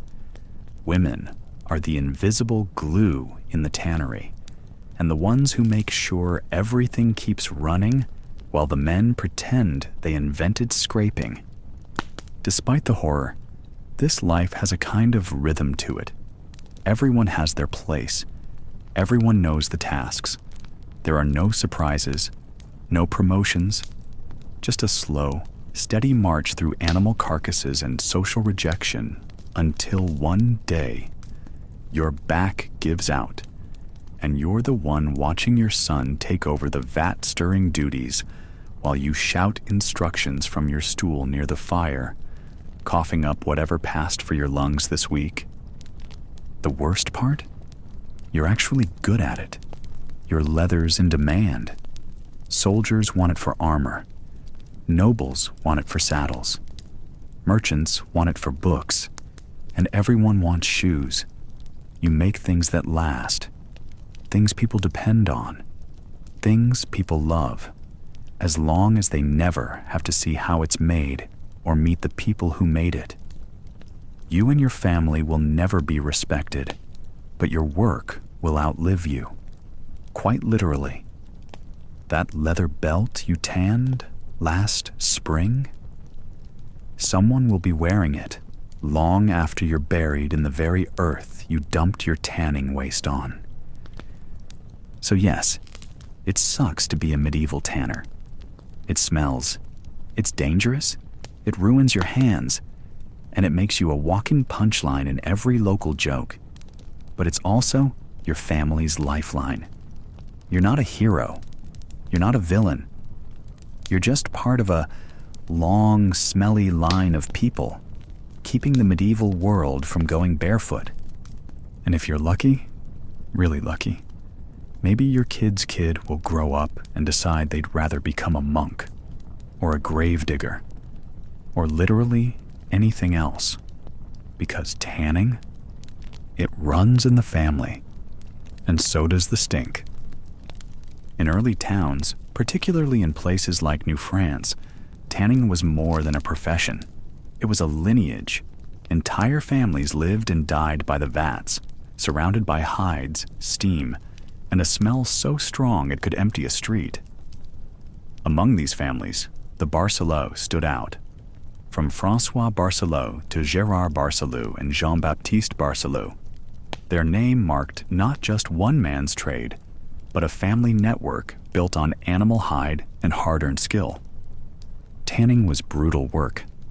The process began with raw skins, often still bloody and crawling with flies. These were soaked, scraped, and doused with a cocktail of substances that would turn the stomach of any outsider. Lime to loosen hair, urine and manure to soften fibers, and pungent vegetable tannins for preservation. Tanners stood knee-deep in vats of these mixtures, breathing in caustic vapors, their skin raw and often burned by the harsh chemicals they worked with daily.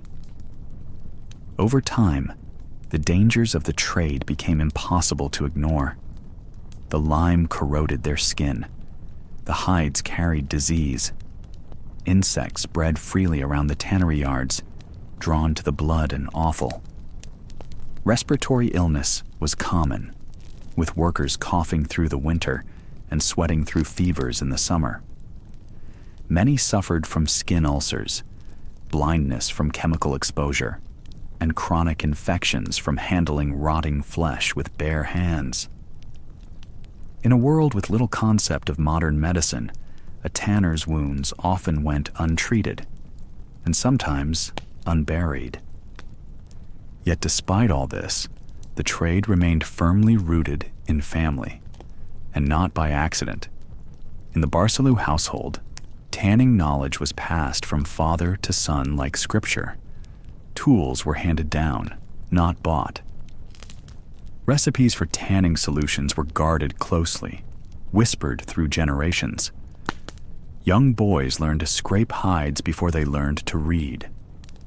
Girls, too, often played a role, cleaning tools, handling shop ledgers, or even assisting in preparing materials. Everyone worked. Everyone smelled. Everyone endured. The stink of the tannery, so repugnant to outsiders, became a badge of identity within these families. It clung to their clothing, their walls, their skin, but also to their sense of pride. They were providers. Leather workers were essential to the survival of the colony. Without them, there would be no saddles, no belts, no boots for the soldiers, no parchment for the priests. And so, despite the danger, the work continued. It wasn't glamorous. It didn't pay well. But it endured because families like the Barcelos didn't treat it as a job. They treated it as a duty. They didn't work alone either. Across town, another family, the Gauvreau clan, worked similar vats, perhaps exchanging tips or apprentices over generations. The Charests, too, built a quiet dynasty of hide workers, sometimes marrying into other tanning families to solidify bonds, combining trade secrets and property through blood. These communities often clustered together, both out of necessity and shared fate. Tanneries were typically located downstream or on the edge of town, where runoff and waste wouldn't offend the neighbors. In these districts, children played between drying racks and bark piles. Weddings were held within the tannery families. Apprenticeships were arranged before boys had even finished their first chore. In time, the family name itself became synonymous with the trade. To say Barcelou in some parishes was to think of leather, of gloves, belts, and that unmistakable scent of bark and brine. But behind the name was also an unspoken truth. The cost. The loss of teeth from chemical fumes. The bowed legs from years spent hunched over soaking tubs. The graves of men who had not reached old age. There were no safety regulations, no protective gloves, no union. Illness was simply part of the trade. When one tanner grew too sick to work, his brother or son stepped in. When one died, the family mourned. And then continued. Because the hides kept coming, the orders kept arriving, and the family could not afford to stop. Yet in all of this, The grime, the danger, the generational burden. There was also resilience. The Barcelos survived not just because they were tough, but because they were together. When one fell ill, others picked up the slack. When a child showed promise, they were taught the trade early. And when one generation passed, the next already knew what to do. It was not a happy life, perhaps, but it was full of labor, full of family, full of a strange and pungent dignity carved into every strip of leather they tanned. The legacy of these tanner families is evident in the surnames that persist today: Tanner, Leather, Skinner. Their contributions laid the foundation for modern leatherworking industries. While their lives were arduous, their impact was undeniable. So, the next time you slip on a leather shoe or belt, spare a thought for the medieval tanner families who toiled day and night, turning foul-smelling hides into essential goods, all while navigating the complexities of family, society, and survival. Now, you've survived the night without freezing to death, falling in the cesspit, or choking on tannery fumes. That alone earns you a standing ovation. Except, of course, you're a tanner, and no one claps for tanners. Not even other tanners. Why? Because you're about to spend your one day off this week elbow deep in negotiation, haggling your way through the medieval market, trying to sell enough leather to not die poor. Again, you've bundled your wares, freshly dried hides that still smell vaguely of urine and despair, into a rough cart. It's not exactly a display of artisanal elegance, but this is 14th century Europe.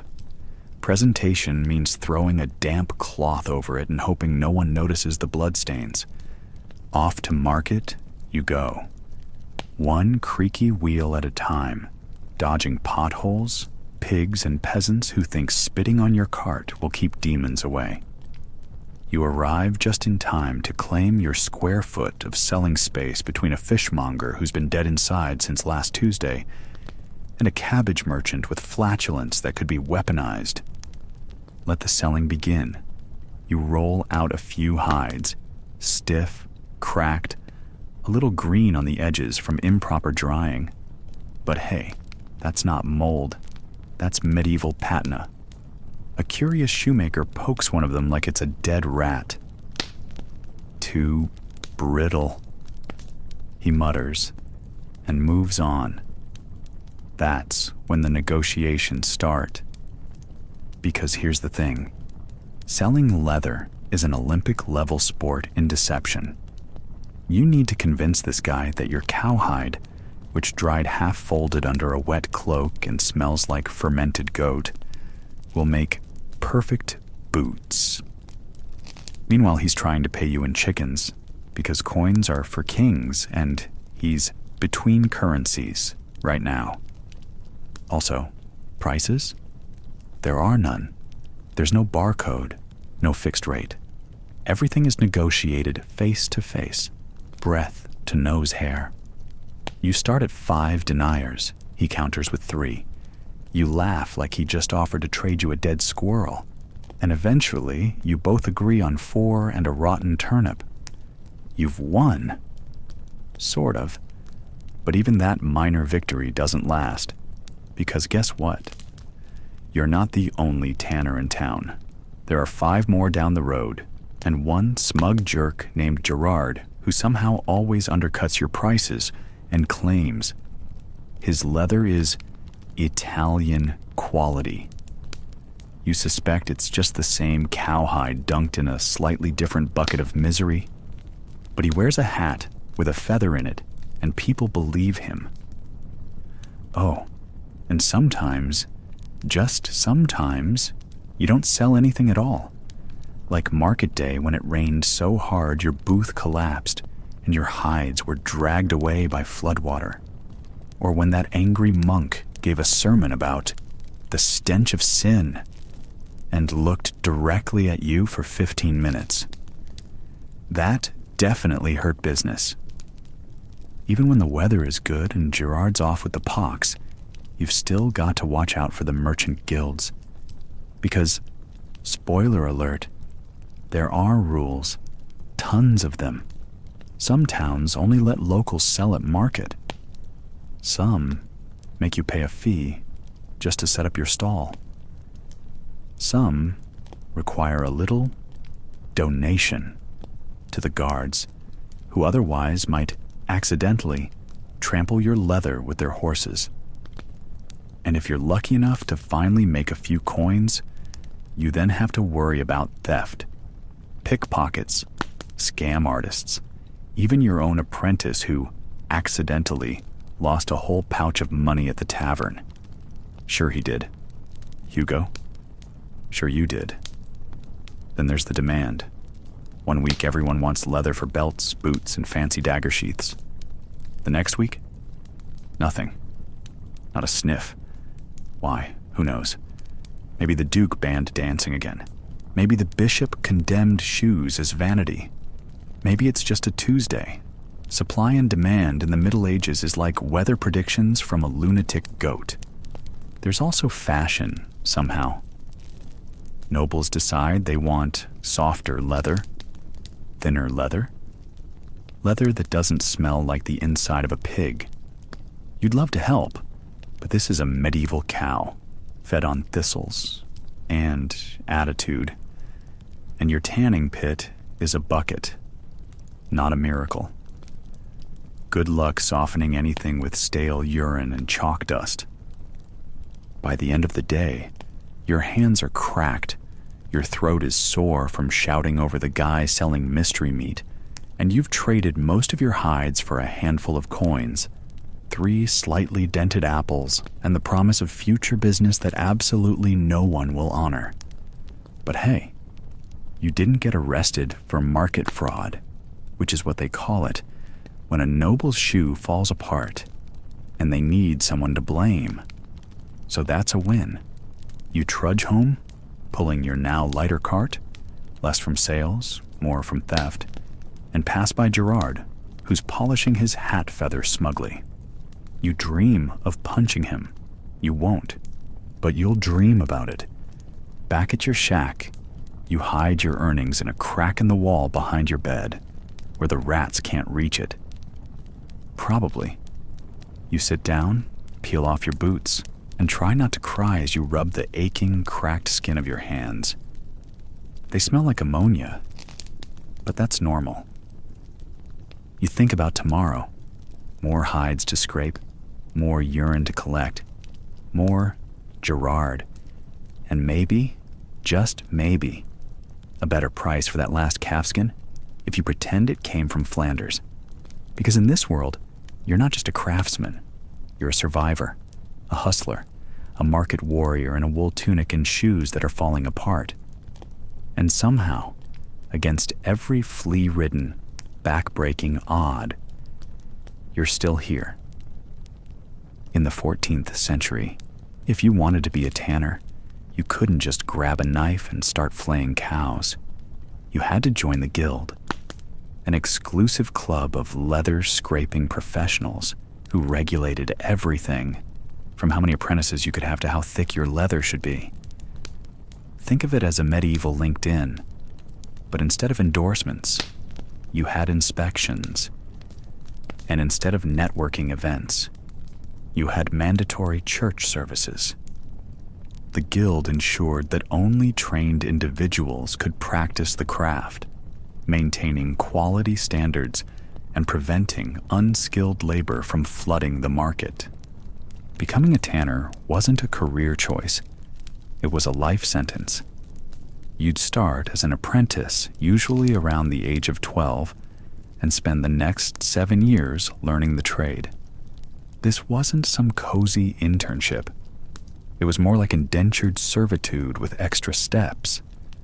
Apprentices lived with their masters, worked long hours, and were paid in experience. Literally. No wages, just room, board, and the occasional lecture on not falling into the lime pit. After 7 years, if you hadn't died of dysentery or been maimed by a rogue cowhide, you'd graduate to journeyman status. As a journeyman, you were finally allowed to get paid for your work. You'd travel from town to town, offering your services to different masters, honing your skills, and saving up to eventually open your own shop. But don't get too excited. This phase could last for years, and the guild kept a close eye on you. To become a master, you had to produce a masterpiece, a flawless example of your work that would be judged by the guild. If they approved, congratulations. You could now open your own tannery, take on apprentices, and start the cycle anew. The guild was obsessed with quality. They had strict standards for every aspect of tanning, from the thickness of the leather to the color and finish. If your work didn't meet these standards, you could be fined, have your goods confiscated, or even be expelled from the guild. Guild inspectors made regular visits to workshops, checking for compliance. They were like medieval OSHA, but with more emphasis on leather quality and less on workplace safety. The guild didn't just control quality, it also controlled prices. They set fixed prices for leather goods to prevent undercutting and ensure that all members could make a decent living. This price fixing extended to wages as well, with the guild dictating how much journeymen and apprentices could be paid. While this system prevented price wars, it also stifled competition and innovation. But in a world where change was often met with suspicion, stability was valued over progress. Guilds weren't just economic entities, they were political powerhouses. In many towns, guilds held seats on the city council, influencing laws and policies to benefit their members. They could lobby for favorable trade agreements, tax exemptions, and even military protection. This political clout made guilds formidable institutions, capable of shaping the economic and social landscape of their towns. The guild had its own system of justice. If a member broke the rules by producing substandard goods, poaching apprentices, or engaging in unfair trade practices, they could be fined, suspended, or expelled. Disputes between members were settled in guild courts, with penalties ranging from monetary fines to public shaming. His internal discipline helped maintain order and uphold the guild's reputation. The guild wasn't just about work. It also provided social support for its members. If a tanner fell ill, the guild would help cover medical expenses. If a member died, the guild would assist the family with funeral costs and provide for the widow and children. Guilds also organized religious festivals, sponsored community events, and maintained chapels. They were integral parts of the social fabric, offering a sense of belonging and mutual aid. Every guild had a guild hall, a building where members met to discuss business, hold court, and socialize. These halls were often grand structures, reflecting the guild's wealth and status. They served as symbols of the guild's power and permanence in the community. Guild halls were also used for training apprentices, storing records, and hosting celebrations. They were the nerve centers of the guild's operations. Guilds were exclusive clubs, and not everyone could join. Women were generally excluded, except in rare cases where they inherited a workshop from a deceased husband. Jews and other minorities were often barred from membership, limiting their economic opportunities. This exclusivity reinforced social hierarchies and maintained the guild's control over the trade. Being part of the Tanners Guild in medieval Europe was both a privilege and a burden. The guild provided training, support, and protection, but it also imposed strict rules and limited personal freedom. It was a system designed to maintain order and quality, but it could also stifle innovation and exclude outsiders. In a world where survival depended on community and conformity, the guild was both a lifeline and a leash. And so, as you finish scraping the last bits of flesh from a cowhide, take a moment to appreciate the complex web of rules and relationships that governed your smelly, backbreaking, yet essential trade. Welcome to the guild. One known tanner, Jacques Bédard, worked his trade within such guild systems. As a member of the Tanners Guild, Bédard had to adhere to strict rules about the tanning process, the materials used, and the apprenticeship of new workers. These guilds required long years of training, often starting as an apprentice in childhood and eventually becoming a master tanner after proving skill and loyalty to the craft. Guilds also offered social benefits. Members like Bédard had the support of a professional network and legal protections in disputes over trade or property. However, guild membership could be costly and exclusive, often limiting entry to those with family ties or the means to pay fees. Historically, Jacques Bédard's participation in the guild ensured that his tanning work met community standards, while also binding him into a network of fellow craftsmen who shared secrets, resources, and sometimes even family ties. Guild records from the 17th and 18th centuries include the Bédard name repeatedly, showing a family deeply involved in maintaining the trade's traditions and standards over generations. In this way, guilds shaped the identity and longevity of tanners like Jacques Bédard, anchoring their labor not just in leather, but in the social fabric of their communities. This was the daily air for anyone living near these places. If you thought your neighbor's cooking was bad, try living next to a tannery. And your neighbors? They hated it. The stink was the least of their worries. The tannery brought flies, millions of flies, and the constant squelch of mud and waste made the whole neighborhood a breeding ground for all kinds of filth. People complained to the town councils, begged for relief, and sometimes outright tried to chase the tanners out.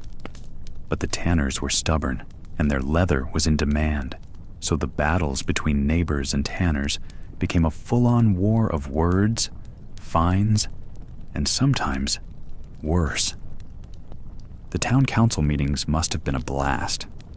Imagine a room full of frustrated townsfolk holding their noses, pointing fingers at the tanners who just shrugged and said, "We're just doing our jobs." The neighbors wanted less stink, less flies, maybe even a new location far from their homes. The tanners wanted to keep their vats and pits close, because moving all those heavy hides was no joke. The council was stuck in the middle, trying to keep peace, but also keep the leather coming. Sometimes the council tried to impose rules, like making tanners build fences, or keep the pits covered, or wash the waste away from the water supply. These rules were often ignored, or only half followed, because the tanners had to get the job done. And that meant smells and waste. When fines were handed down, tanners grumbled but paid up, calculating that the cost of moving or changing their methods was even worse. At times, the stink was so bad, neighbors couldn't open windows, and children playing outside got swarmed by flies. Some people claimed the smell caused sickness, which made the council nervous. They tried to force the tanners to move to the outskirts of town, but where else could they go? Towns were crowded and space was tight, and rural areas didn't always want tanneries either, for the same reasons. Conflicts escalated. There are stories of neighbors sneaking into tannery yards to sabotage vats, spilling chemicals or cutting hides, and tanners retaliating with threats or lawsuits. It was a dirty war, and not just because of the smell. Sometimes fights broke out in the streets, with tanners defending their trade and neighbors defending their noses. The town guards had their hands full. What about the tanners themselves? They were rough people, hardened by their harsh work and the constant battles with their neighbors. Many worked long hours, elbows deep in slimy hides, knowing that if the neighbors won, they'd lose their livelihoods. So the stink was more than just smell. It was a symbol of survival, pride, and defiance. But the conflict wasn't just social, it was legal too. Town charters often included specific clauses about where tanneries could be located, how waste should be handled, and how to settle disputes. Breaking these laws could mean heavy fines or even jail. But enforcement was patchy at best. Some tanners bribed officials or claimed exemptions because their leather was essential to the local economy. After all, without leather, there were no shoes, saddles, or armor. And if the town got fed up, sometimes tanneries were forcibly relocated. Imagine being uprooted and told to move your whole operation to the edge of town, probably next to the river or swamp. It was a harsh punishment, but better than shutting down completely. Relocation often meant starting over, building new vats, hauling heavy hides further, and dealing with even more isolation. In some towns, tanners banded together in guilds to protect their interests. Guilds regulated who could tan hides, set prices, and defended members in disputes with neighbors or councils. They were a tough, sometimes ruthless bunch, because survival depended on unity. Guild members shared secrets of the trade, but also the burden of the stink. For the neighbors, life near a tannery was a daily test of endurance. Imagine trying to cook meals when the wind blew a noxious cloud your way. Imagine washing clothes in the river, only to see a tannery's runoff turn the water foul and brown. Imagine the shame if your house was known as that smelly place in town. But for all the complaints and battles, tanners were vital. Their leather kept knights armored, peasants shod, horses saddled, and books bound. The economy needed them, and towns needed leather for everything, from belts to barrels. So the battle raged on. Neighbors cursing, councils negotiating, tanners defying, and the stink, the flies, and the filth remained a medieval fact of life. So next time you complain about your neighbor's trash day, be thankful you don't live next to a medieval tannery. Because back then, complaining about bad smells wasn't just a minor nuisance. It was the beginning of a neighborhood war you couldn't just solve with a quick apology or a scented candle.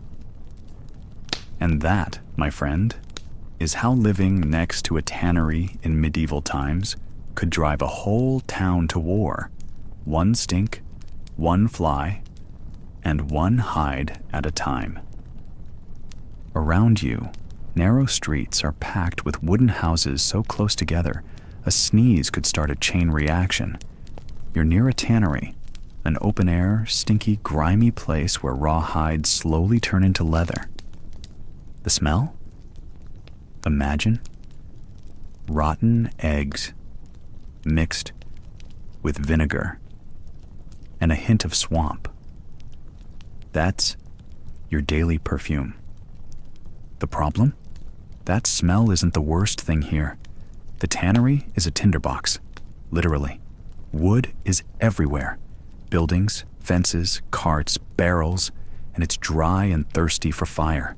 One careless spark, one dropped candle, and boom! The whole block could go up in flames. And guess what? Fire was medieval town's #1 enemy.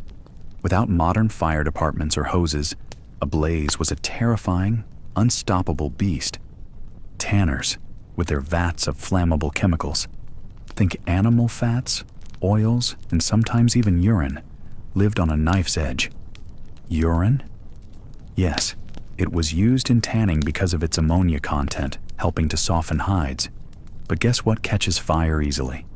Yep, ammonia fumes mixed with dry wood and a stray spark. Disaster waiting to happen. When fire struck, it was catastrophic. One fire could reduce your tannery and everything inside it, your tools, your hides, your years of work, to ash in hours. No insurance, no safety net, just smoke, screams, and despair. Some towns were wiped out completely by fires that started near or inside tanneries because no one wanted those smelly places near their homes. The tanners were blamed, shunned, or forced to move far from town centers to avoid setting the whole place ablaze. Now, imagine you're the tanner in this story. You've spent weeks soaking hides in vats, scraping away the rough bits, slowly tanning leather with whatever you can scrounge. Then, a sudden summer storm hits. The river rises quickly, and your tannery, usually close to water for rinsing hides, is now a soggy mess. Floodwaters swamp your vats, washing away hides, chemicals, and tools. Your precious leather, half tanned and drying on racks, is ruined. Floods were just as cruel as fire. Unlike fire, you couldn't see them coming easily. One minute you're working, the next, your whole yard is underwater, soaked and ruined. The muddy water carried away the fruits of your labor, sometimes leaving behind a stinky sludge that made your job even harder. And because medieval drainage was basically non-existent, these floods could linger, turning your workplace into a swamp for days or weeks. Tanning was a delicate balance. Too dry and hides cracked, too wet and everything rotted. Fires and floods upset that balance faster than you could fix. No wonder tanners were nervous souls, always watching the sky and the streets, praying for calm weather and no careless torches. And there was more to worry about than just fire and floods. Imagine one day you arrive at your tannery to find someone, perhaps a jealous neighbor or a rival, has vandalized your vats or stolen your hides, or maybe a rat infestation has gnawed through your precious leather stock. Medieval towns were crowded, dirty, and pests were everywhere. Rats loved feasting on the scraps tanners tossed out, and their droppings spread disease. Every day was a battle to protect your livelihood from nature and neighbors alike. To make matters worse, tanneries were often built near rivers or streams because water was essential to the process. That meant a flood wasn't just a nuisance, it could be a total wipeout. And since towns often dumped their waste into these same waters, the river was a disgusting cocktail of human waste, animal blood, and tanning chemicals. Not exactly the cleanest workspace. Tanners also had to face the town officials. After a fire or flood, the city might force tanneries to move further outside the walls or limit their size. Restrictions made it harder to work, and less access to water was a death sentence for tanning. Yet, despite all this, the trade went on. Leather was too important. People needed shoes, belts, saddles, armor, and countless other items that only tanners could provide. The city's knights couldn't march without leather boots. Peasants couldn't work without sturdy shoes. and books needed leather covers to survive the damp medieval libraries. So, tanners kept working, eyes always on the sky and the horizon, knowing the next disaster could strike at any moment. Now, imagine what it felt like when disaster hit. One fateful night, a fire broke out in a neighboring bakery. Flames jumped from roof to roof, setting wooden homes and shops ablaze like kindling. The tannery, with its vats, bubbling chemicals, and stacks of drying hides, was right in the path. You rush out, beating at the flames with whatever you can grab, a sack, a blanket, but the fire is relentless. The heat melts the wooden racks, the smoke blinds you, and the roar of the fire drowns out your shouts. Hours later, the tannery is a smoldering ruin.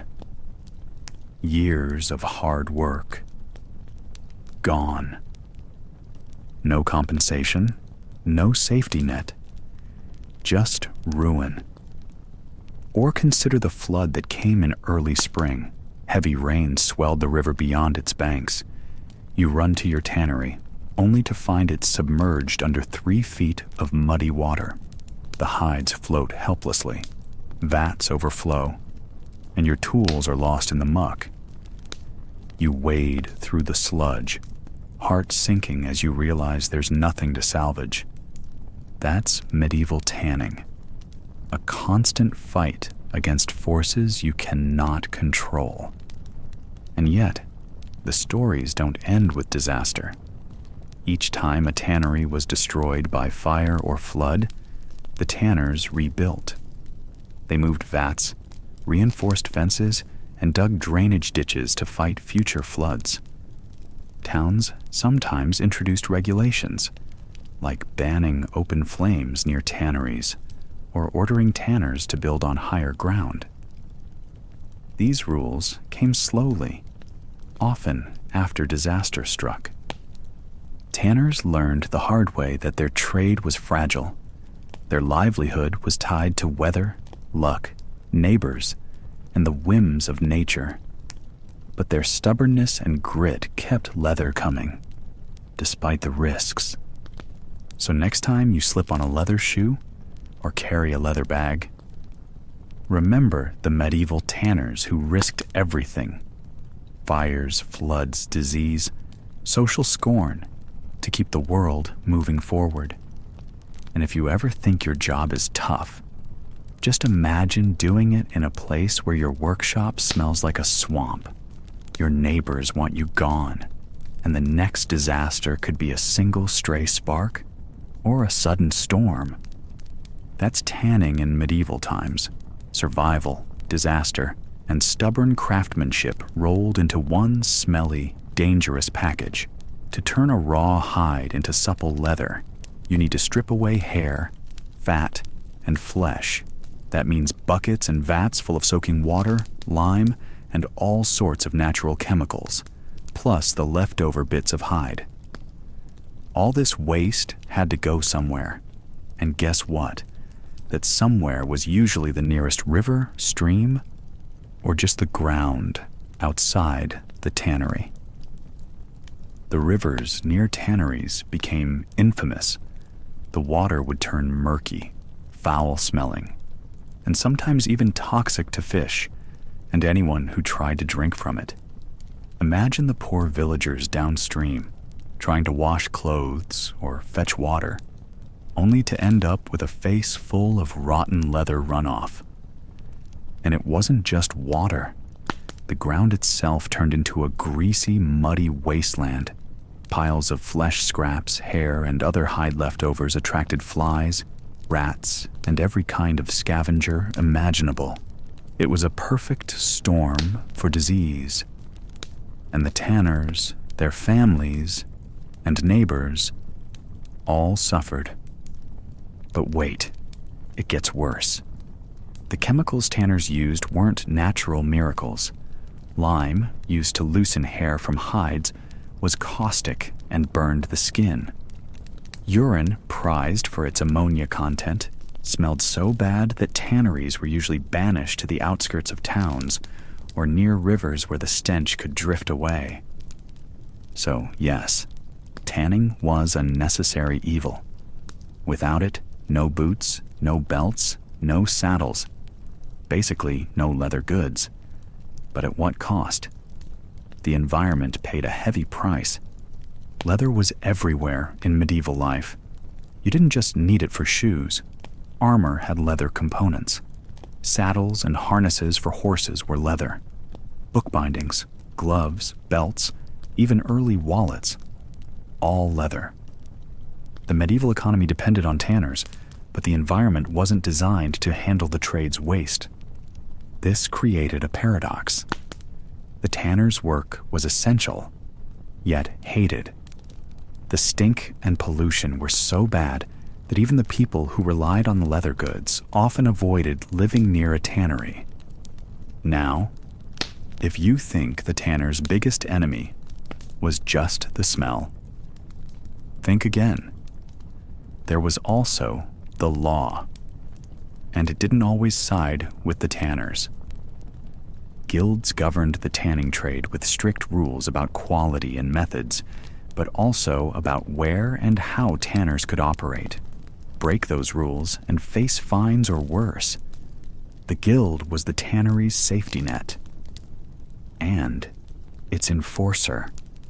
Local authorities stepped in when tanners crossed lines. Pollution wasn't just a nuisance. It could be a legal offense. If a tanner dumped waste into a river, poisoned crops, or caused neighbors' wells to run foul, they could be hauled before the town court. Trials could be dramatic. Witnesses complained of unbearable smells or animals dying. Judges tried to balance the need for leather goods with protecting public health. Punishments ranged from fines and orders to clean up, to shutting down tanneries temporarily, or, in extreme cases, permanently. Sometimes disputes weren't about pollution, but about contracts, apprenticeships, or guild dues. A tanner who cheated customers or mistreated apprentices might find themselves in hot water. Leather wasn't just for everyday life. In times of war, it was armor, horse tack, and weapon components, all crucial for knights and soldiers. When the kingdom went to war, demand for leather surged. Tanneries worked overtime to supply thick, durable leather for shields, boots, and saddles. This increased demand meant tanners had to work faster, sometimes cutting corners, which brought them more scrutiny from guilds and townsfolk. Wartime also made life harder. Tanneries near battlefields might be looted or destroyed. Men who worked tanning might be drafted, leaving families to keep the trade going.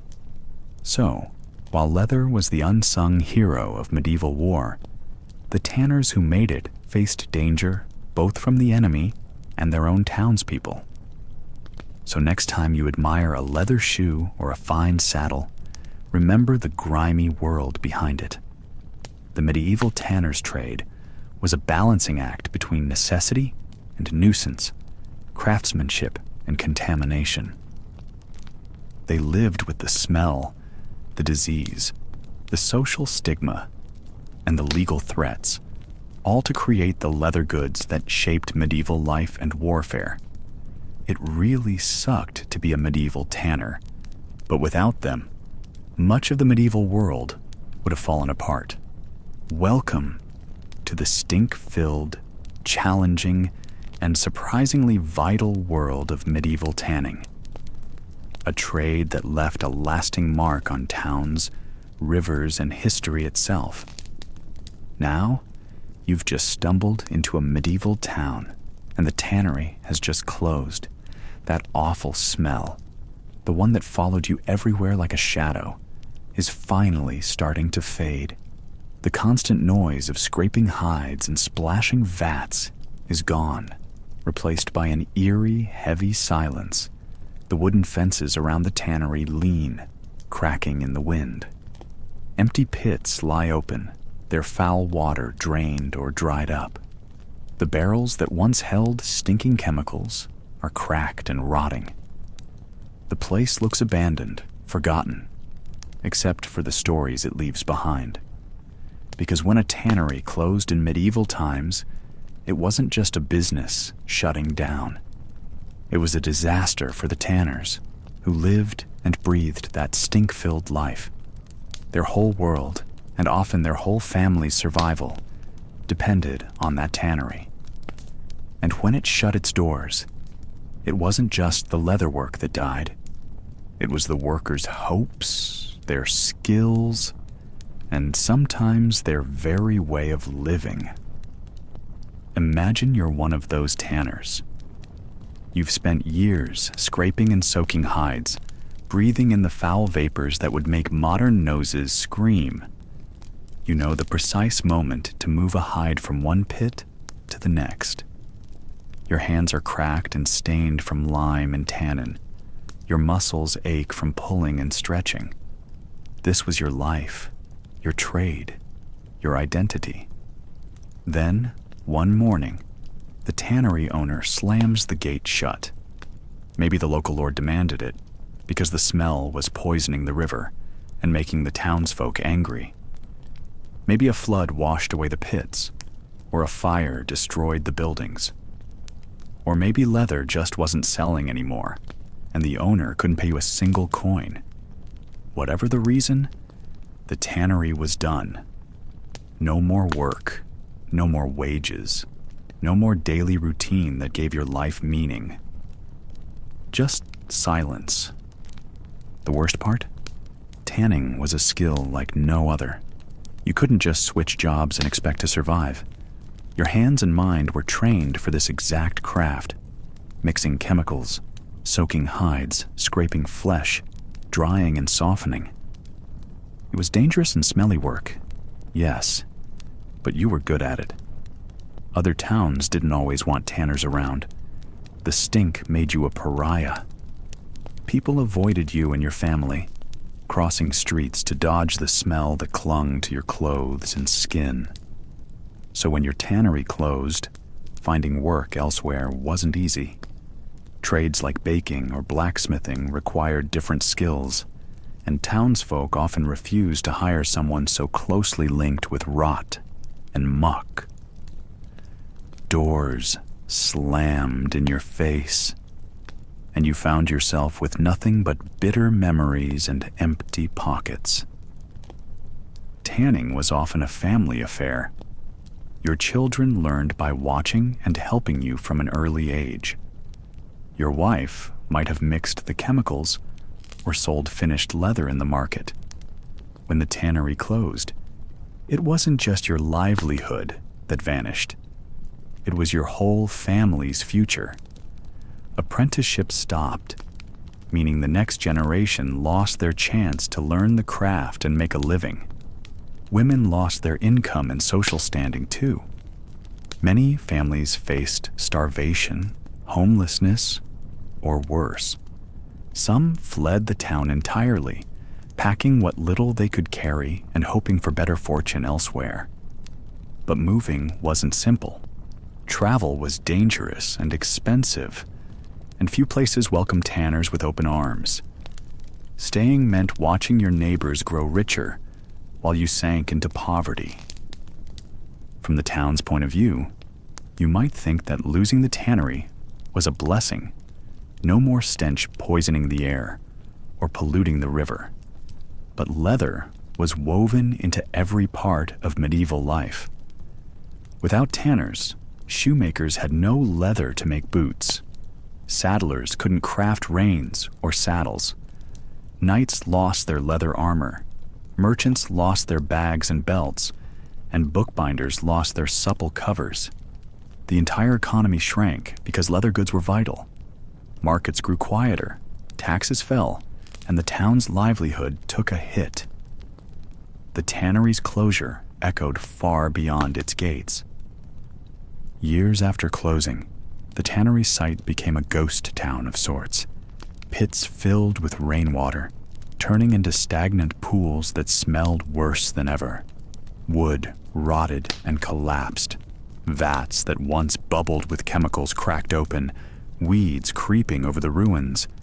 People said the land was cursed or poisoned by years of chemical waste. Crops nearby withered. The river water tasted strange. No one dared build houses too close to the old tannery. It was a place to avoid, a scar on the town's landscape and memory. Still, a few tanners managed to survive the shutdown. Some shifted into cobbling, focusing on fixing leather shoes instead of making leather itself. This was a safer, less smelly way to use their skills. Others became merchants, buying leather from other towns and selling finished goods. A brave few opened tiny workshops experimenting with less toxic tanning methods. But those were rare and usually found only in wealthier towns that could afford cleaner processes. For most, the closure was a bitter end. The failure of a tannery was a harsh lesson about how fragile medieval trades really were. One bad flood, a new law, angry neighbors, or poor sales could ruin years of hard labor and generations of skill. For the tanners, it was more than losing a job. It was losing their identity and community. Imagine waking up one day to silence where there was once the noisy symphony of scraping hides and shouting workers. Imagine the smell fading, but so did the pride in your hands and the future you planned for your children. The neighbors no longer turned up their noses at the stink, but now ignored you altogether. This wasn't just an economic loss. It was an emotional blow. The tannery was where stories were shared, where skills were passed, where families bonded over the smell of fresh leather and lime. Without it, that life vanished.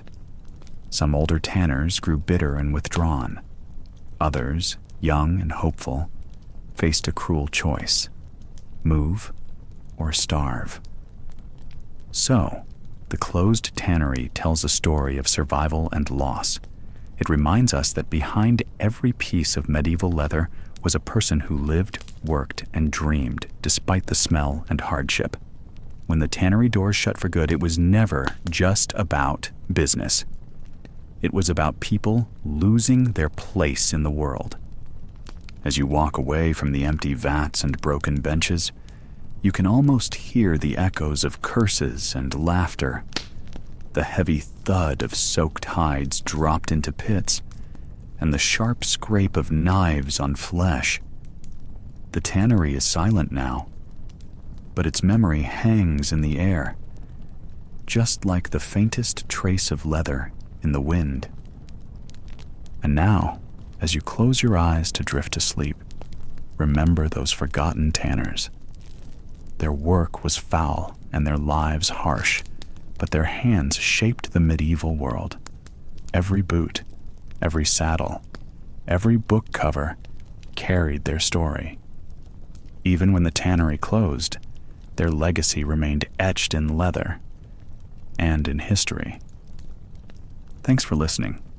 If you're already asleep, great. We've successfully lulled you to sleep, and if you're still awake, well, that's impressive. If you genuinely enjoy these boring stories about history, feel free to subscribe to our channel whenever you're in the mood. Sleep well, and good night.